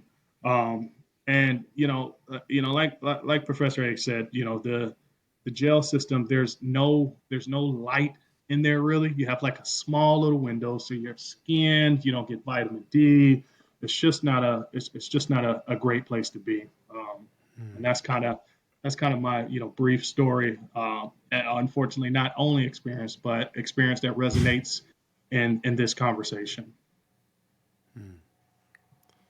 Yeah, so thinking about this, the cold, clammy, smelly, like mixture of smells of bodily fluids and Vaseline. That's a good way to put it. It's, and where most, if not all of the folks in there are going to feel dehumanized to some level just from the experience of being in jail and prison and treated in such a way. I realize that there's some nuance to how different places, different prisons, different jails, different folks, different correctional officers.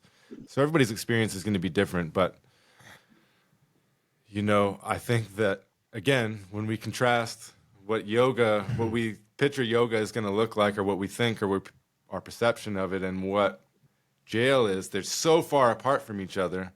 What does that look like in jail and prison from your side, David?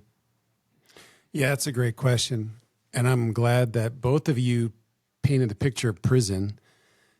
And I have not been prison and spent a night there. And hopefully I won't, but you never know. And I don't say that with any kind of righteousness. Many people I grew up with ended up going to jail or serving time. And a lot of times I probably should have, but I just was connected because my father was a very influential wrestling coach and teacher. So I never had that moment when I was younger. And somehow I've been able to avoid it. I find that practicing yoga in a prison seems to be, at this point in my life, more real than practicing yoga in a studio. I mean, there's our office we're in, but that's a little different. When I go to a yoga studio or a gym, I can definitely pass the test of fitting in. You know, I have enough like Anglo blood and all this kind of stuff to look like I'm shortcut, short hair. I look like relatively groomed. I can fake it. I can fake it. But it's not my place where I feel comfortable. The industry of yoga definitely promotes this idea that yoga needs to look a certain way.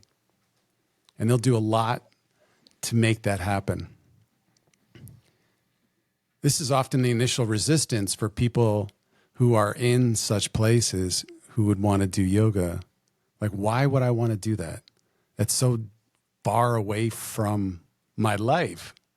And the people that practice yoga aren't my people. So there's a little bit of that. But I think in the real yoga tradition, and we're not talking about what we see on TV, all those other kind of things. Practicing in such places, it may be the real practice, of being with others and serving them in that place, sharing the practice with them. And what is an ideal yoga place? Really? Do you have to have all the trappings? Who said so?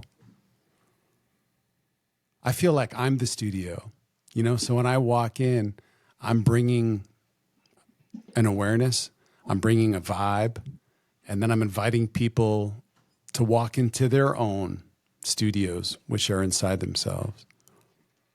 The hard part about some of the people that find yoga in these environments is that when they leave, where do they practice? They might go to, say, the local posh studio, and if they can't even afford it, which is a problem, they might walk in and feel really different than everyone else. If anyone's ever felt different, you know exactly what I'm talking about. There's that kind of cool kid crew of yoga. Have certain body types. They might have certain clothes. They might drive certain cars. Yeah, it's a different world. And this is a constant existential, I would say, vocational crisis that I kind of live with a lot. Yoga, the industry, and what I do. It's really different. And it's different, the experience that I think the guys, the kids, whether they're young girls or boys, teenagers, it's different. And sometimes these questions come up, especially with the teen girls I work at. They'll look and they'll say, oh, you got Lululemon pants. Man, those are expensive. You got a Lululemon mat? And then it leads us into talking about that I get almost all this gear for free. I've learned how to work the system so that I can get it. And it might lead into other conversations like, because do I have Lulu pants? Does that mean I'm a better yogi than someone else? So there's a lot behind that. Yeah. Well, you should have wore the Lulu pants so we knew what you were talking about. I'm just kidding. I have them on. Oh, he does have them on. Yeah, the companies, they will do whatever. I get so many crazy discounts, and they would love to just kind of stamp their name all over my programs, And I'm just going to use it, though, because it's pretty good gear, and I don't have to pay that much for it. So yeah, I like your philosophy. Well, there's a couple more stories that I thought of, and then I want to turn it over to Niko for a while. But a couple of stories just to, paint a bigger picture for us is one, I mentioned that I used to go into FCC, Fairbanks Correctional Center, when I was as actually part of my undergraduate practicum for my bachelor's degree in social work. And I would go in there, and my first thoughts when I was doing this were that these big, grizzly Alaskan guys are not going to want nothing to do with talking to me about nothing. And so I was like, I've just imagining myself going and writing on the board and doing, the whiteboard and leading these workshops with no participation. I was like, they're not going to want to talk to me. And I couldn't have been further from the truth. It couldn't have been further from the truth.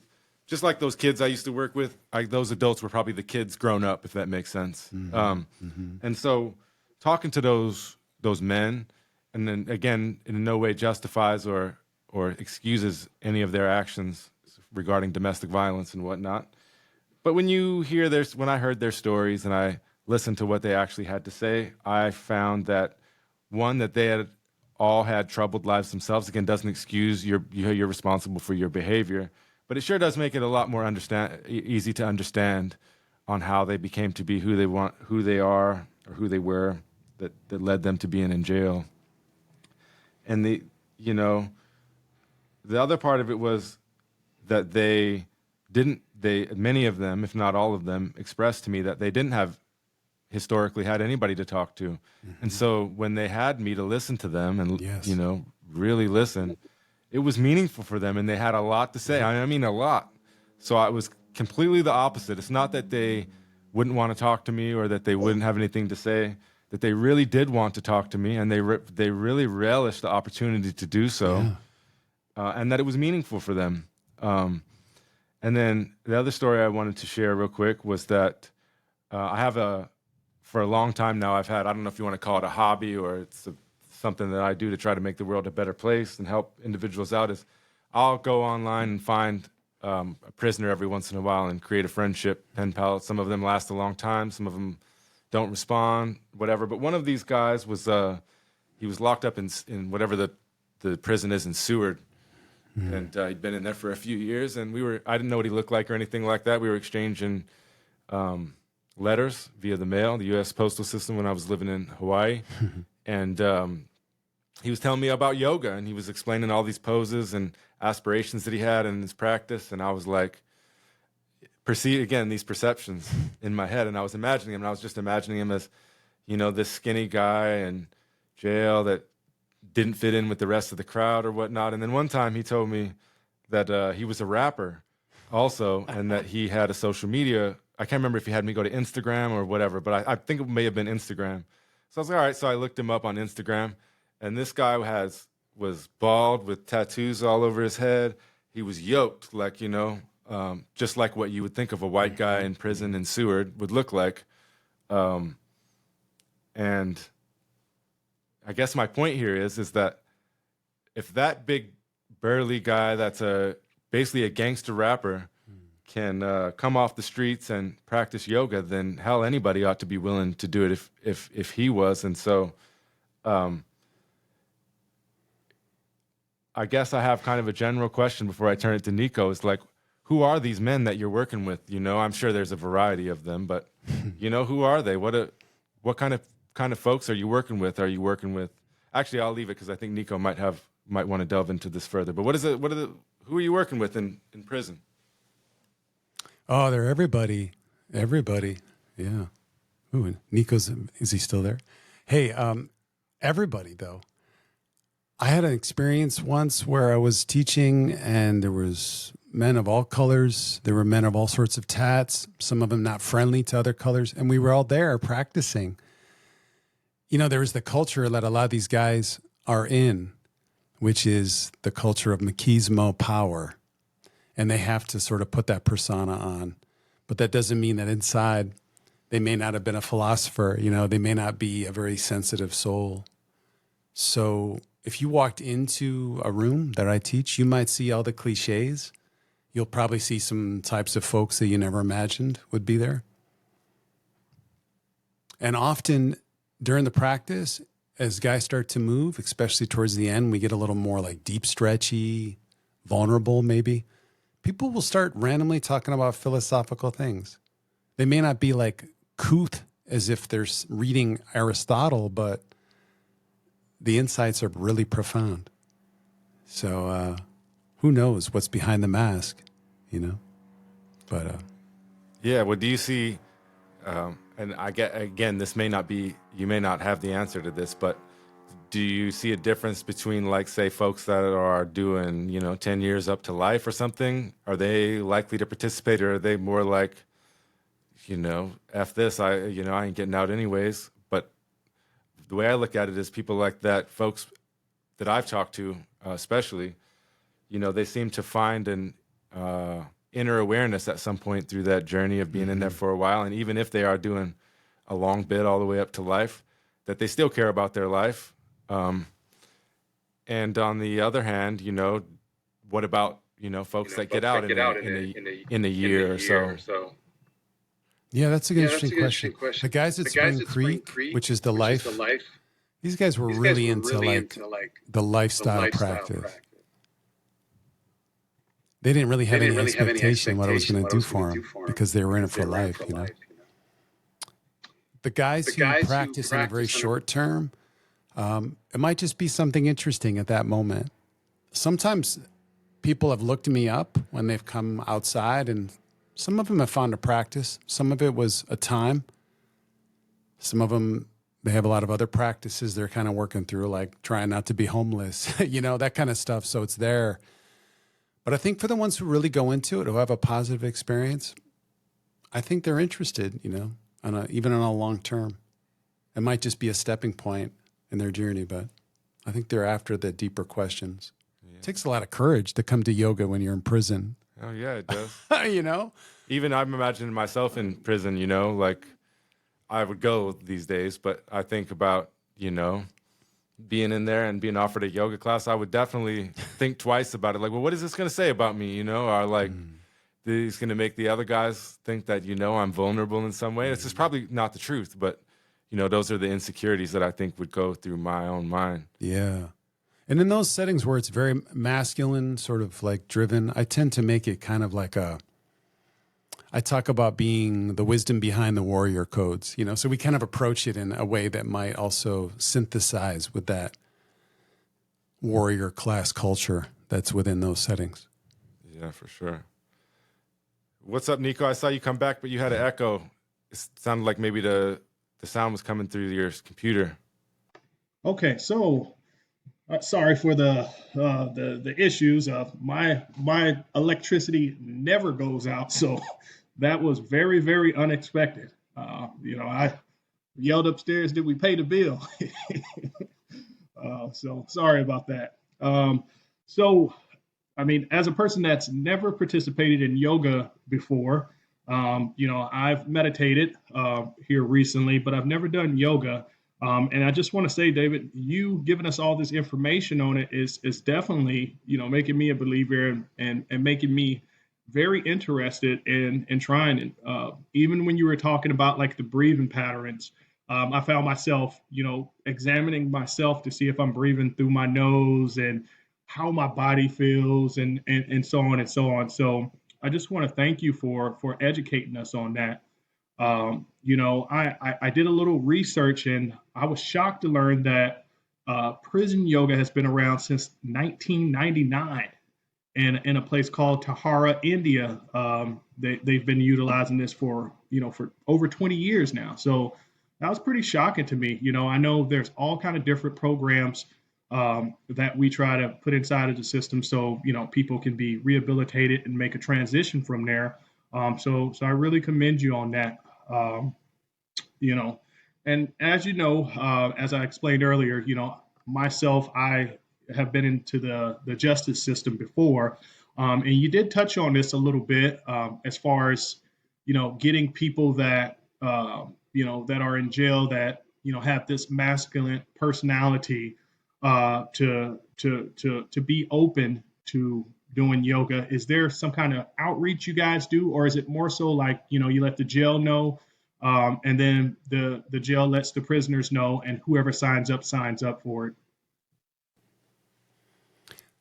Yeah, those are great questions. And I have different answers for it. So when I was teaching in Spring Creek, that was the max prison, literally I would go in and there'd be this really terrible announcement over the giant PA system. And it would be like, they'd say, yoga movement, which makes it sound like you're kind of like, yoga and like maybe a bathroom experience. I don't know, but that's what they would announce and people would come.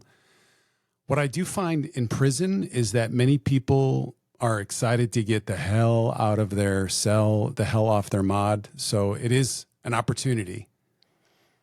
So sometimes someone that may come may not necessarily be someone who would want to do yoga just like, hey, you want to go do yoga? So it might be a little bit different, that impulse. With the places that aren't necessarily announcing it, it goes by word of mouth. They usually have a club or people sign up for so many weeks.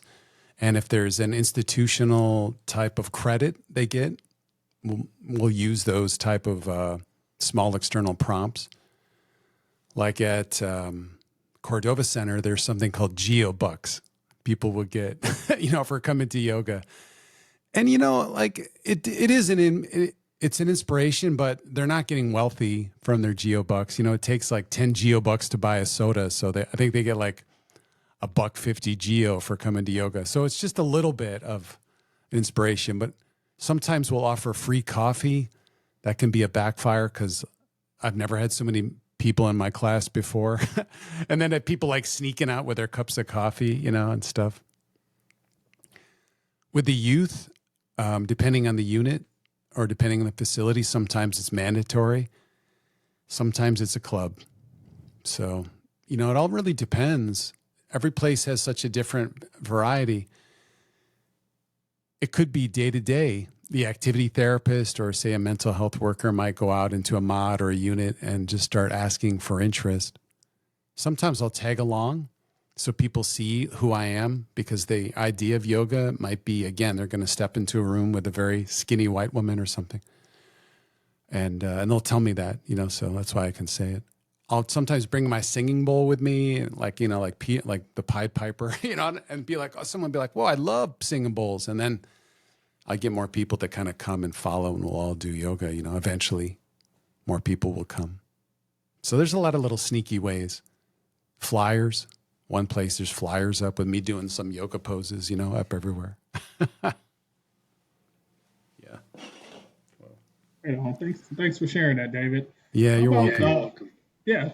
How about do you get an opportunity to, because, I like to think that it probably naturally makes you curious, how many people, say you got a guy while you're, doing these prison yogas, and he's excelling in the program or she's excelling. They always show up every time that you offer it, and they end up getting out of jail. Do you ever wonder, or do you ever follow any of them or stay in touch with them, in a sense of maybe like a success story to see how this has influenced their lives?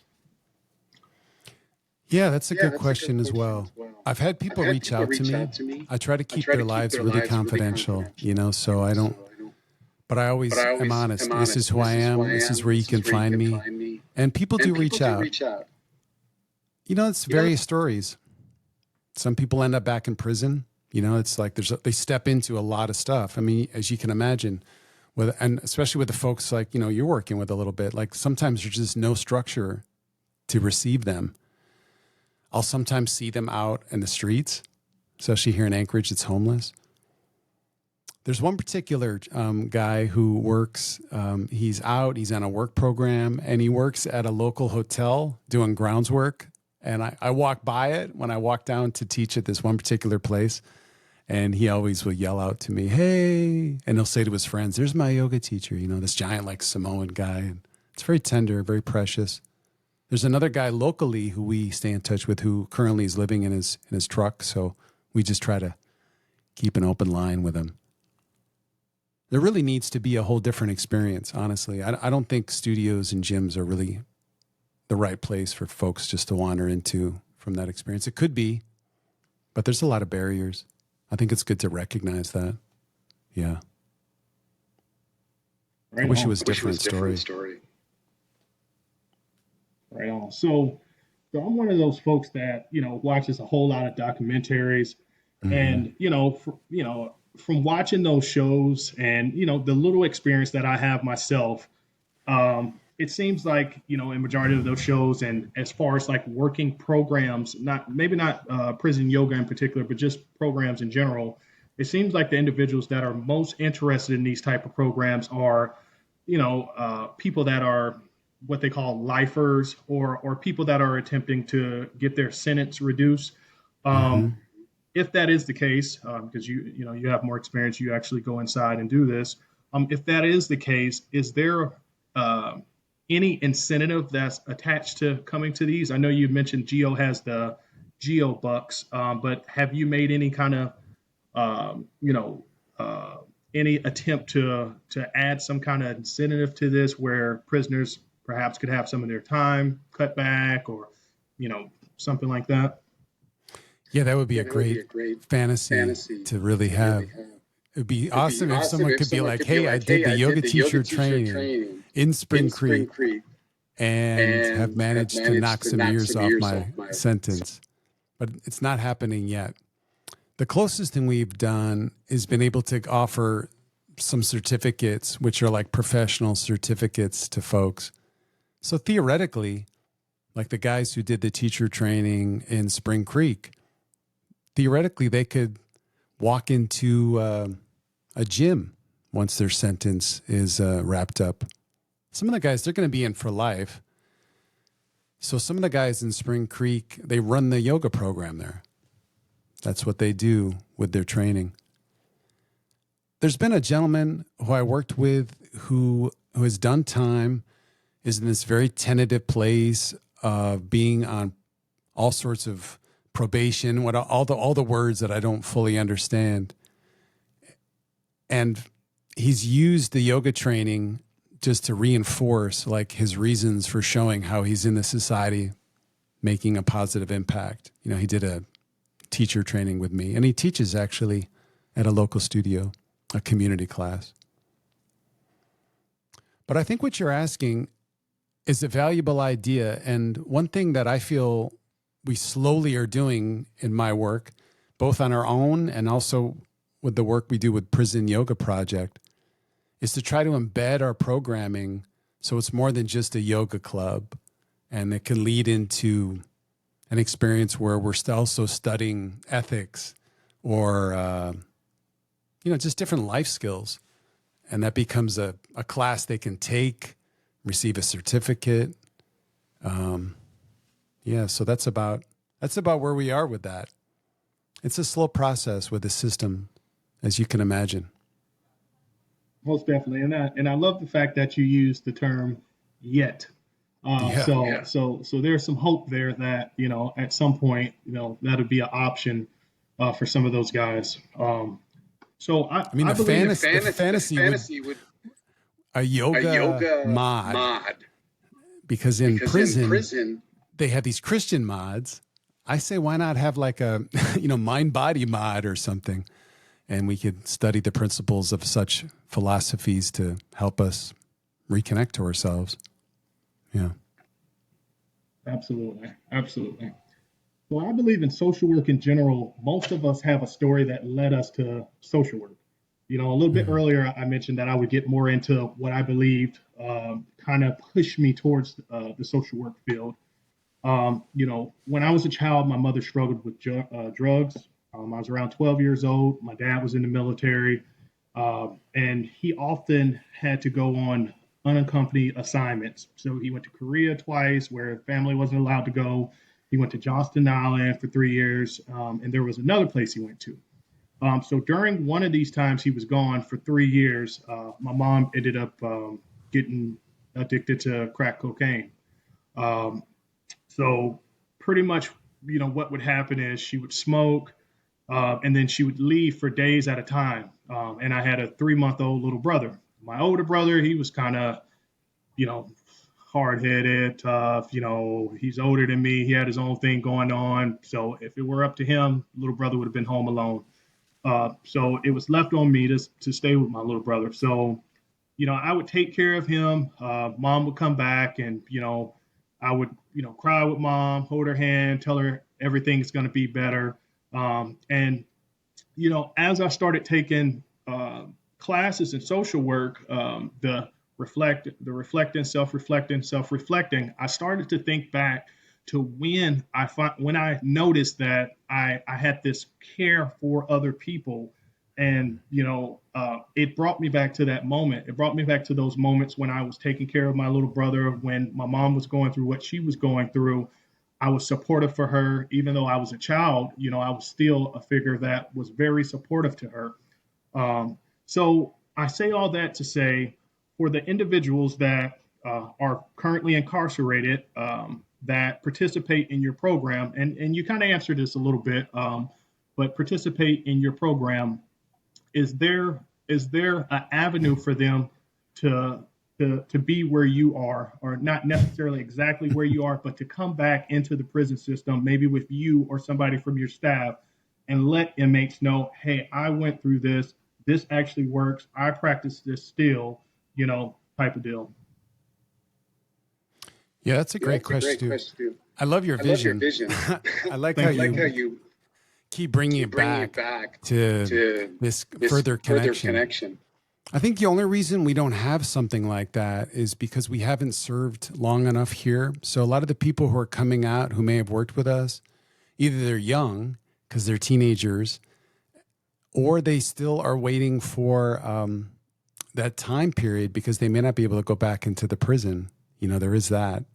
Like with this gentleman I've spoke about who did the training with me, who teaches at a local studio, teaches a community class. His vision is to go in. That's like really what he wants to do. He wants to teach like a type of recovery type of yoga in the facility here in Anchorage, but he has to wait until all of his legalities are over. I think ideally to have people with a shared experience is probably paramount. And I feel like it would be awesome to have a team of teachers who learned the practice in the context of true oppression, with that tangible reality of what it's like to be in prison. Because then they can go back and they can share that in a very human level, because even though I've had hardships, ultimately I'll never know what it's like, I'll never know. But I do know what it's like to be in bondage. And I don't mean that in a passé kind of way, but it would be ideal. It's funny. I started a yoga training program that I didn't do this year because I ran it for 3 years and I had a lot of beautiful people go through the program. But I found myself really frustrated that people didn't want to graduate and go into service. And they just really were in it for themselves, which is beautiful in one way, but it was also just more of the kind of like wellness consumption, we kind of live in. So I stopped it, and I'm working with people individually, saying, you want to like step into yoga? Do you want it to be a path of service? Then let's start doing this, start asking ourselves questions. Yeah. It would be ideal, what you're saying. Thank you, David.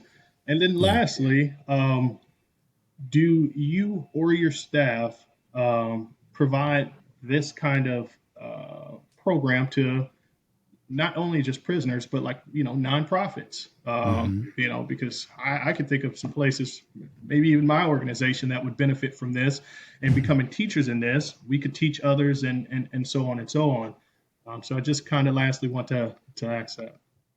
We're your people. Just joking. But, we do actually, what's fascinating about the pandemic, especially, we had all these programs, actually more than we have now.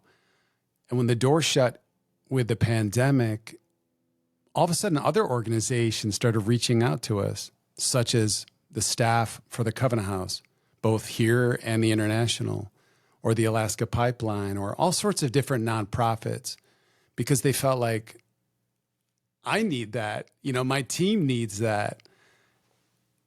So we do. And we found that that's just part of a larger vision of really the work of, I would say, social justice and equality and liberation. Also letting the people who work in the field get to experience their own freedom. Because, the nonprofit world can be brutal about self-care and the expectations of taking care of ourselves. How do we take care of ourselves?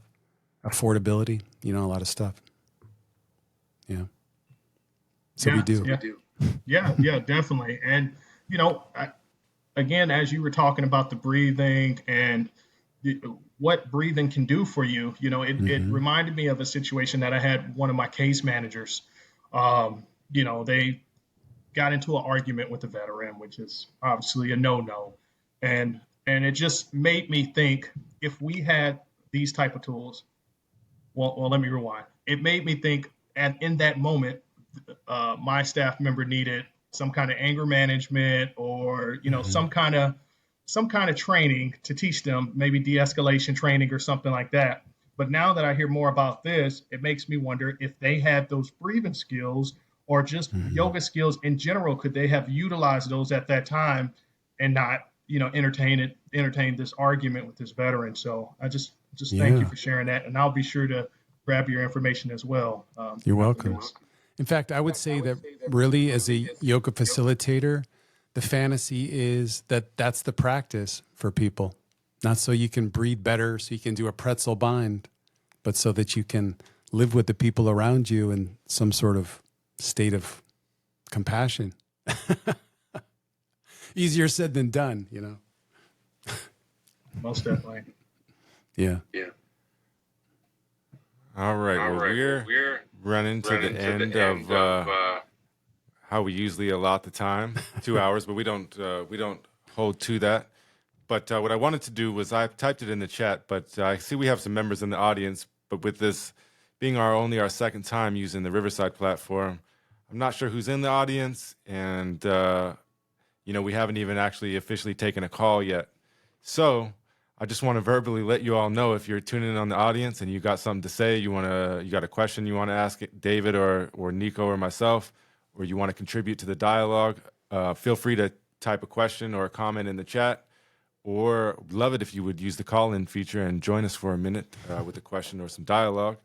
But while we wait to see if anyone is interested in that, I thought, why not some real practical, why not a practical question? And so, David, let's see if I don't know how well y'all can see here, but one of the things that in those ultimate yogi videos I was talking about is the double-seated pigeon pose, right? And when I first started doing this, I could only get clear up here. Now I got it all the way down here, but I'm unsure. I've always been unsure which is the best thing for me with my tight hips, both to be safe and to get better. Would it be to stay in the double-seated and come down with my, it's weird because it's almost like a pretzel. It affects me all the way over here on this side. Or would it be just to casually go in here and modify it? What do you think? Or those are fantastic questions, and questions that guys would ask me a lot. So I would say all the above. That position you're calling, first of all, it has many names, right? So in my tradition, it's called sometimes square. Sometimes it's called seated mountain. So it might be good to sit where you can and slide a block between your knees, between your knee and your heel. You slide a block in between, and you could settle and just experience what it's like to be there, supported. So you don't feel that jaggedness in your knee. Or, it might just be better to sit like this, crisscross, and to lean into it. The goal is not necessarily like the range of motion. It's like how you feel inside. Right. So the depth, a person might barely be in it. They might not even be able to move, like from their neck down. And they might be in a deeper state of that than you are somewhere down the road. Yeah. So it's like, what is the shape trying to suggest, That's what I would say. Yeah. I think also the problem can be, the way I asked the question, what am I supposed to do? Yeah. Well, what are you supposed to do? Huh? We're conditioned with that. Yeah. Yeah. It's the difference, I think. With more the trauma informed is like, what do you feel? Yeah. How can you bounce up against that? Yeah.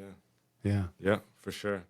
So sounds like I need to go inward a little deeper. All right. We got a question coming from Chelsea, but I also see we got a comment in here from Alicia. She says, I love what David said about seeing our yoga practice as a circle and being where we're at rather than trying to elevate. I thrive in power yoga and struggle more with typical meditation. Yeah. And someone responded to me recently saying, quote, well, maybe that's your meditation right now. Yes, exactly. I would totally say the same. Yeah. And if I could throw a little dig, since Alicia's my wife, and we've been together for a while, I'd like to first take credit for introducing her to meditation and yoga, which now she's far exceeded where I'm at. But just the little dig I was talking about, we were living in, the first year we were dating, we were living in Waikiki, or I think we were living in Makiki, just outside of Waikiki. But I would have her do these, it's called check it out if you get a chance, the Australian Society for Meditation. They got a great meditation, like a 30-class meditation program. But I'd try to get her to do those with me, and she'd just fall asleep every time, pretty much every time. So she's come a long way. So big ups to my wife, Alicia, and how far, you've been able to take yourself and kind of transcending what you were into who you're becoming. And I really look up to you in that regard. We also have a question here from Michelle. Michelle asks us, David, have you ever taught a yoga class designed for correctional officers, COs, or other staff who work in the prison systems? That's a great question. And it's so timely you ask, because the push, at least from myself and some of my contacts who are usually like activity therapists or mental health workers, is to start to introduce these practices to COs, where they're called COs, or to staff. As you can imagine, it's incredibly resisted, so for a lot of reasons. One, these people are working like crazy shifts. They're afraid often of becoming that vulnerable. And it's just the time. But I think to take the prison yoga or the mental health yoga, whatever, to the next step, this is really, I think, the vision for me would be to have those folks experience this experience as well. Because my experience with COs is that they're in a lot of prison themselves, and I say that having a lot of family who are correctional officers, a lot of compassion for that. So that would be ideal. Yeah, that would be ideal. Great question. Right on. Thanks, Michelle, and thanks, David. We got Doris. Doris asks, what does your beginner lessons for prisoners look like? That's a good question. Yeah, that is a good question. I have a template that I use from the Prison Yoga Project, and I'll just say that a lot of the work I do here, I do lean into the work of the Prison Yoga Project, and they've definitely supported my work, and they have a booklet that's called maybe like Healing from Inside. It's got some sort of general title, and there's these basic templates of yoga inside. So a lot of the practice will look like just these very simple shapes that, simple doesn't necessarily mean they're easy, but there's usually a grounding experience where we stay on the floor for a little bit, practicing different techniques. Some of them might be yoga, some of them might be more somatic exercises. And then we stand, we go through some type of more like, I would say, power poses. But how it's different than, say, like maybe a studio is that we'll build each one. There's a little bit of a workshop in each one. And we kind of do the same practice every time, maybe vary it a little bit. And that way they can start to develop it in their muscle memory, and kind of access different points. So that's kind of how we do the basic class. And we're never attached as to like how far we get. We may drop stuff off, or we may change stuff if there's people in the room who need different accessibility opportunities, It's also very casual. I'll just say that. There's a formal informality. I freely encourage people to ask questions while we're in the experience.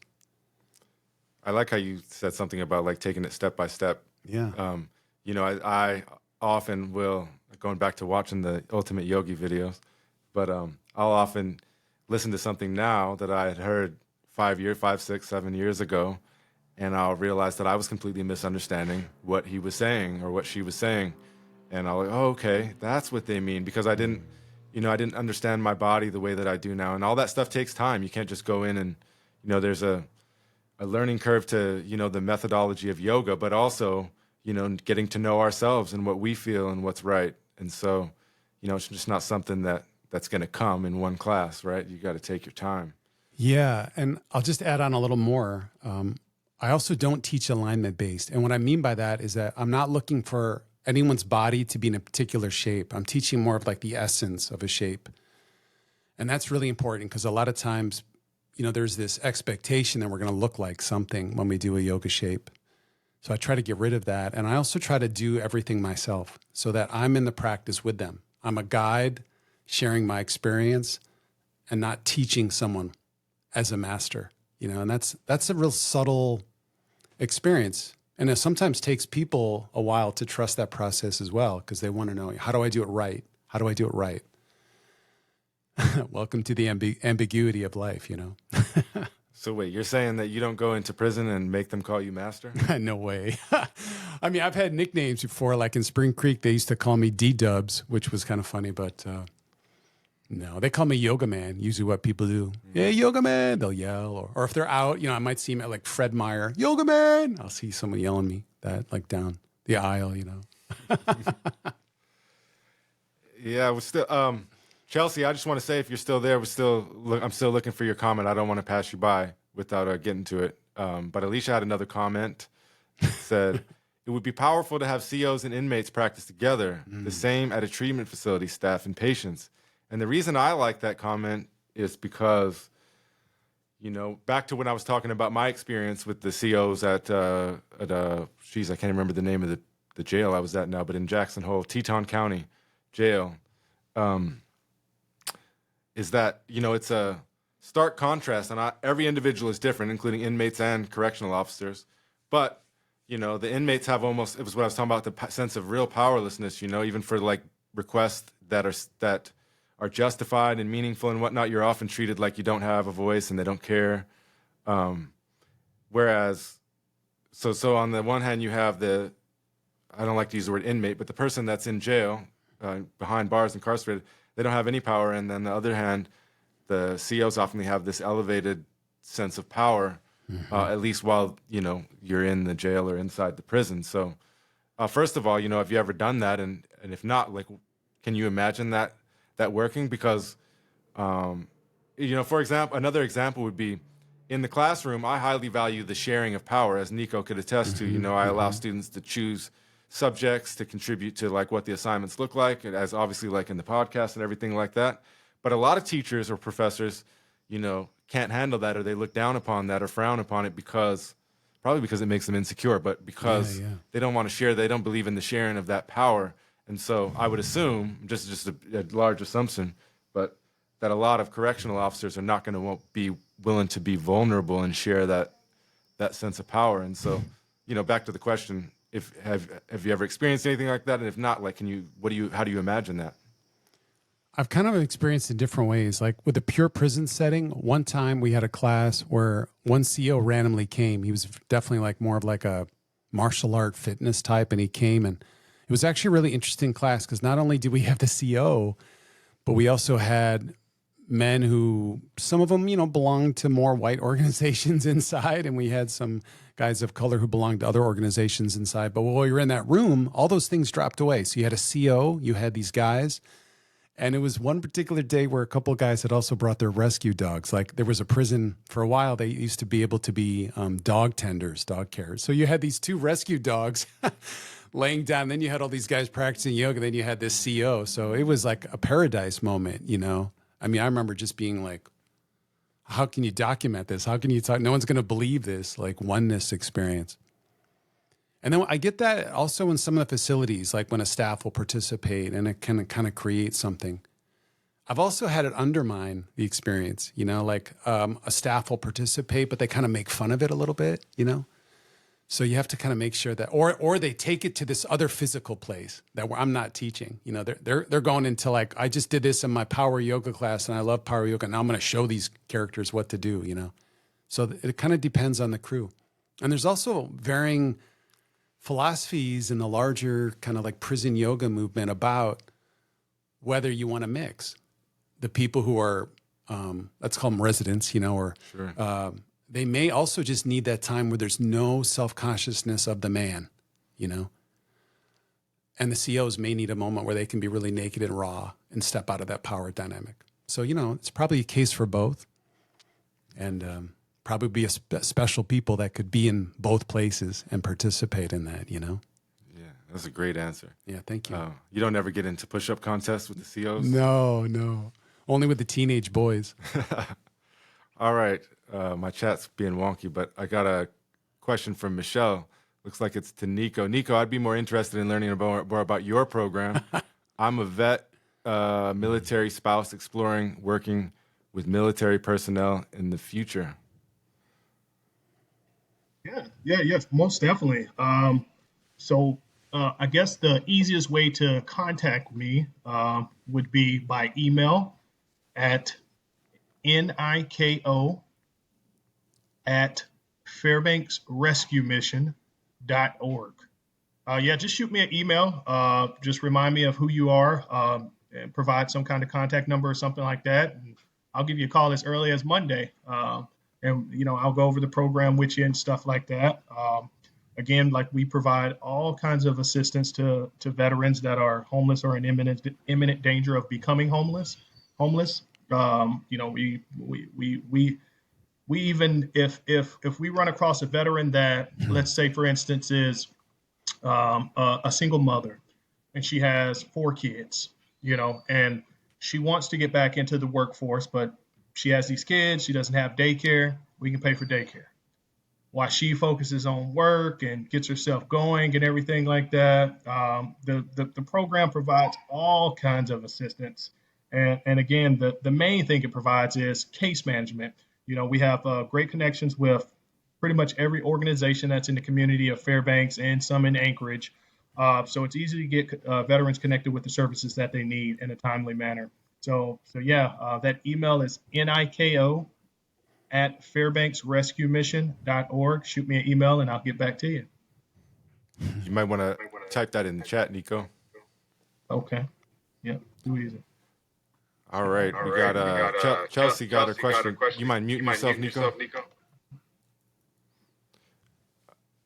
All right. We got the question from Chelsea came in. It says, "Thank you, David, for your wonderful contribution of yoga. My thing keeps messing. And yoga in the prison setting.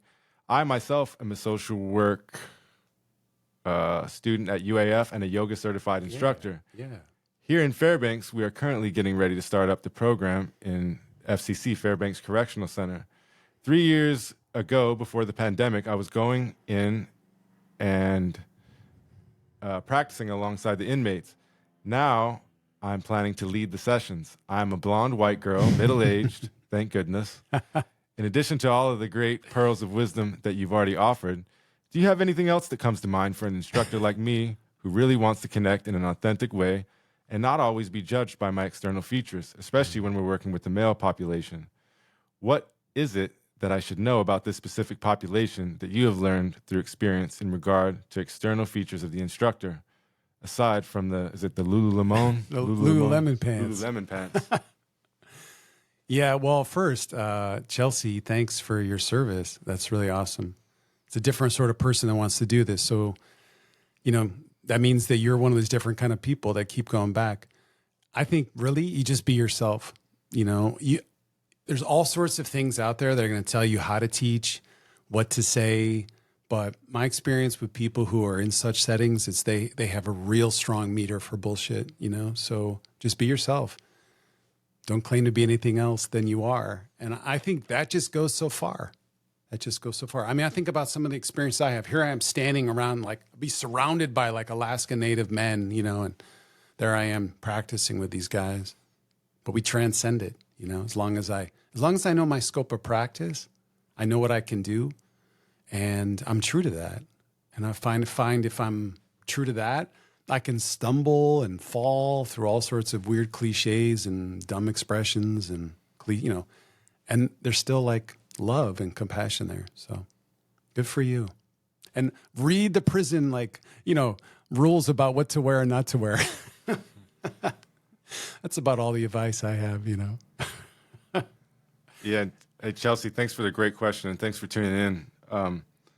I would add too, just what he said, authenticity. Now, that doesn't mean that you're not going to get some first reactions. Men are men, especially in prison. You might have a larger attendance, Yeah, you probably will. Actually, you most definitely will, especially after they go back and tell them who the instructor was after the first time. But with that being said, I think that if you maintain, I know you, Chelsea, and if you maintain a level of your authentic self, again, it's not saying that the initial reactions won't be the same, but they'll come. They're human beings too, and they, like we talked about the mutual respect earlier. If you're authentic, they'll be authentic too. It may take a little bit of time for some individuals, but they'll treat you right if you go in there with a level of authenticity. I think you'll be fine, and I really hope that you can share with me and with us, what your results are and how the experience was as you move forward. But that's really cool that you're doing that. I'm glad to hear it. And there's a lot of beautiful people in Fairbanks doing this work. Jody Hassel, she's one of my heroes. You may or may not know her at Blossom House up in Fairbanks. She's a real social justice yogi warrior. What was her name?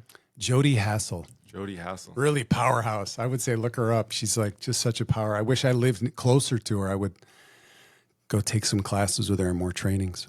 Jody Hassel.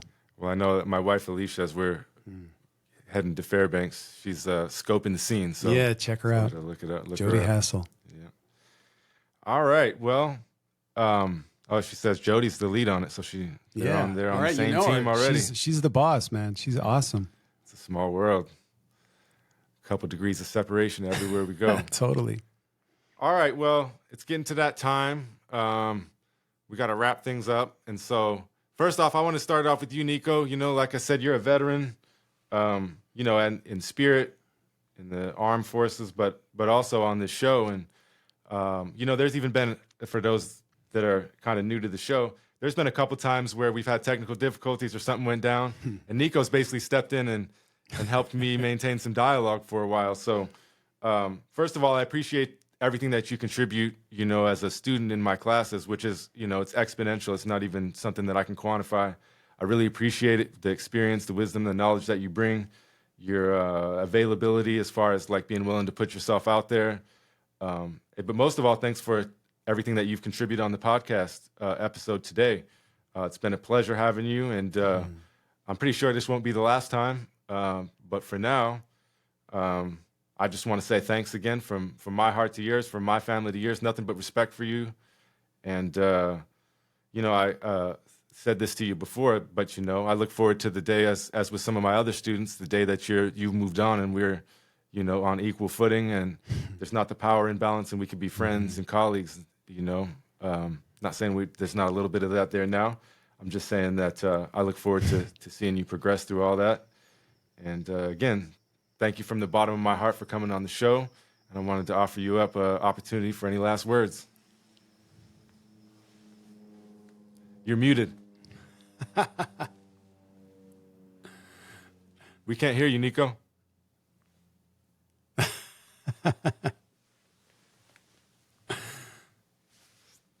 You're still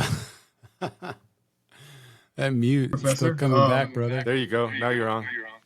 Thank you as well, Professor. Kind of like you.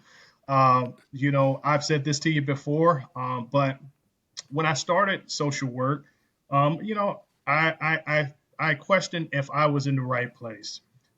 Just based off of my upbringing, the things that I had been through in life. And it was like a breath of fresh air to run across someone like you, someone that could relate to my story, that was in a position where I was trying to get to. So every class that I have with you, I'm excited.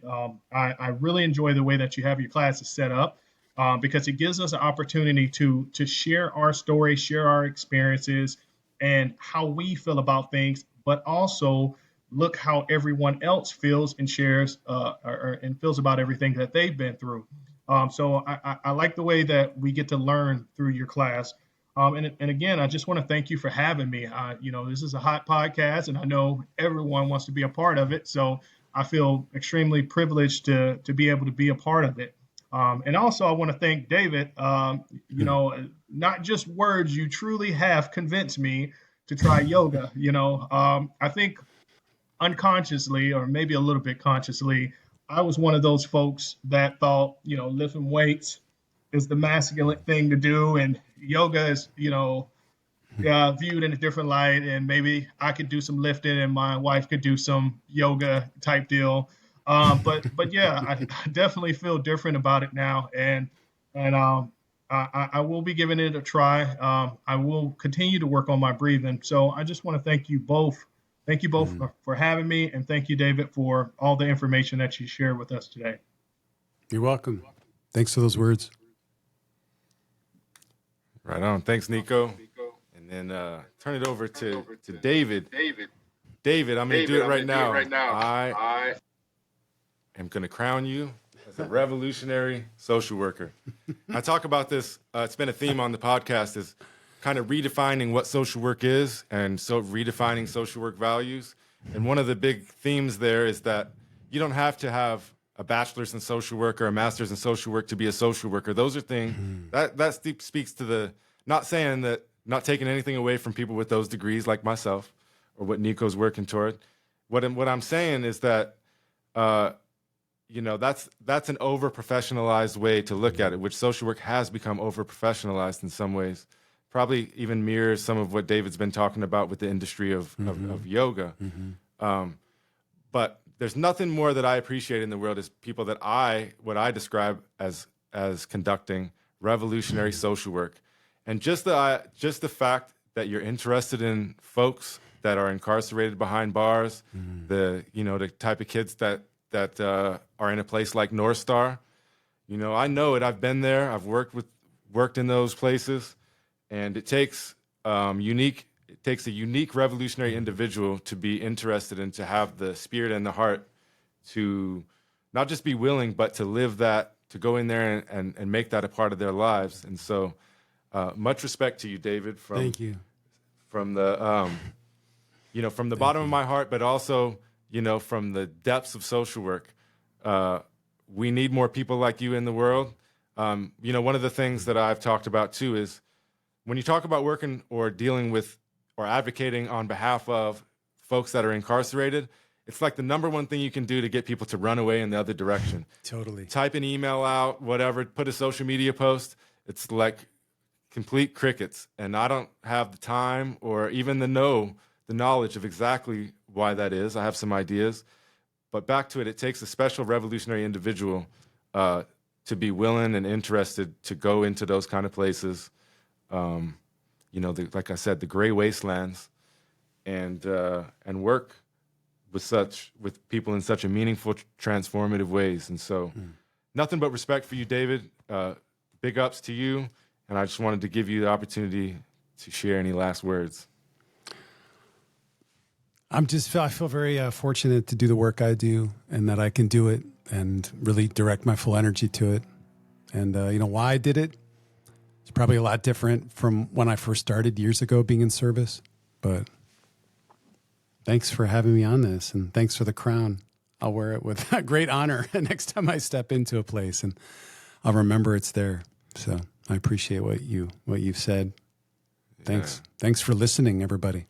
Yeah, and thank you to our listeners, those that are tuned in live. Thank you for your questions and your comments, your dialogue. Yeah, it's a huge element of the podcast. So big thanks from the bottom of my heart for contributing. So we are not on call-in anymore, which is what my script says that I'm looking at. So we're not on call-in anymore. We've moved to Riverside, which means that you can tune in live. We don't record every Saturday at 10 a.m. Our podcasts are, the dates and times are going to be varied throughout the next few months. So you'll have to pay attention to find out when you need to tune in if you want to participate live. But if you are unable or not interested in participating live, I'll have these podcasts up. You can visit our website at thecriticalsocialworker.podbean.com or just Google The Critical Social Worker.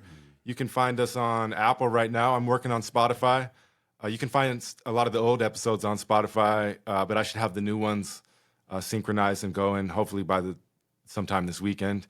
You can find, if you want to watch the video of our podcast, the best place to do that is on YouTube, and I should have this episode up later tonight or tomorrow morning. Next week I have a repeat guest. His name is Gerard. He's not from Honolulu. He's from Florida, but he's also ex-military, such as Niko here, and he was my student as a BSW. I taught him for 2 years. And then he went on and achieved his MSW, and now he's my friend and colleague, and he actually receives supervision for his LCSW from my wife, Alicia. And so we are going to go deep into all that next week. So it'll be a very practical episode as far as what social work looks like, going through, from a bachelor's to a master's on to, trying to get licensure as an LCSW. And G also works in dialysis. So if you have any interest in any of that, make sure you tune in. We'll also be talking about things like men in social work, probably talk about some provocative, controversial topics. So tune in next week if you can. I don't even know the date and the time. We still got to work that out. So pay attention to us. You can also follow us on social media via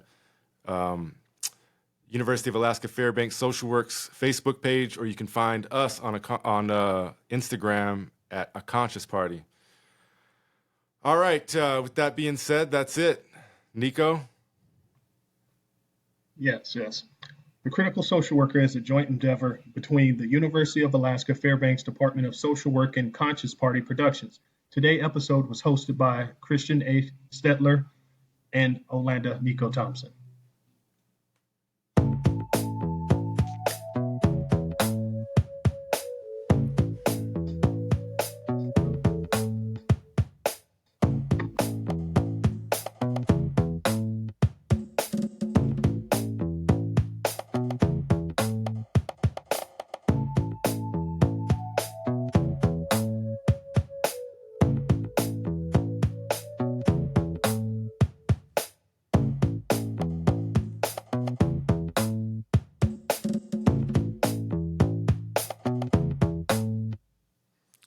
Brought to you by the University of Alaska Fairbanks Department of Social Work.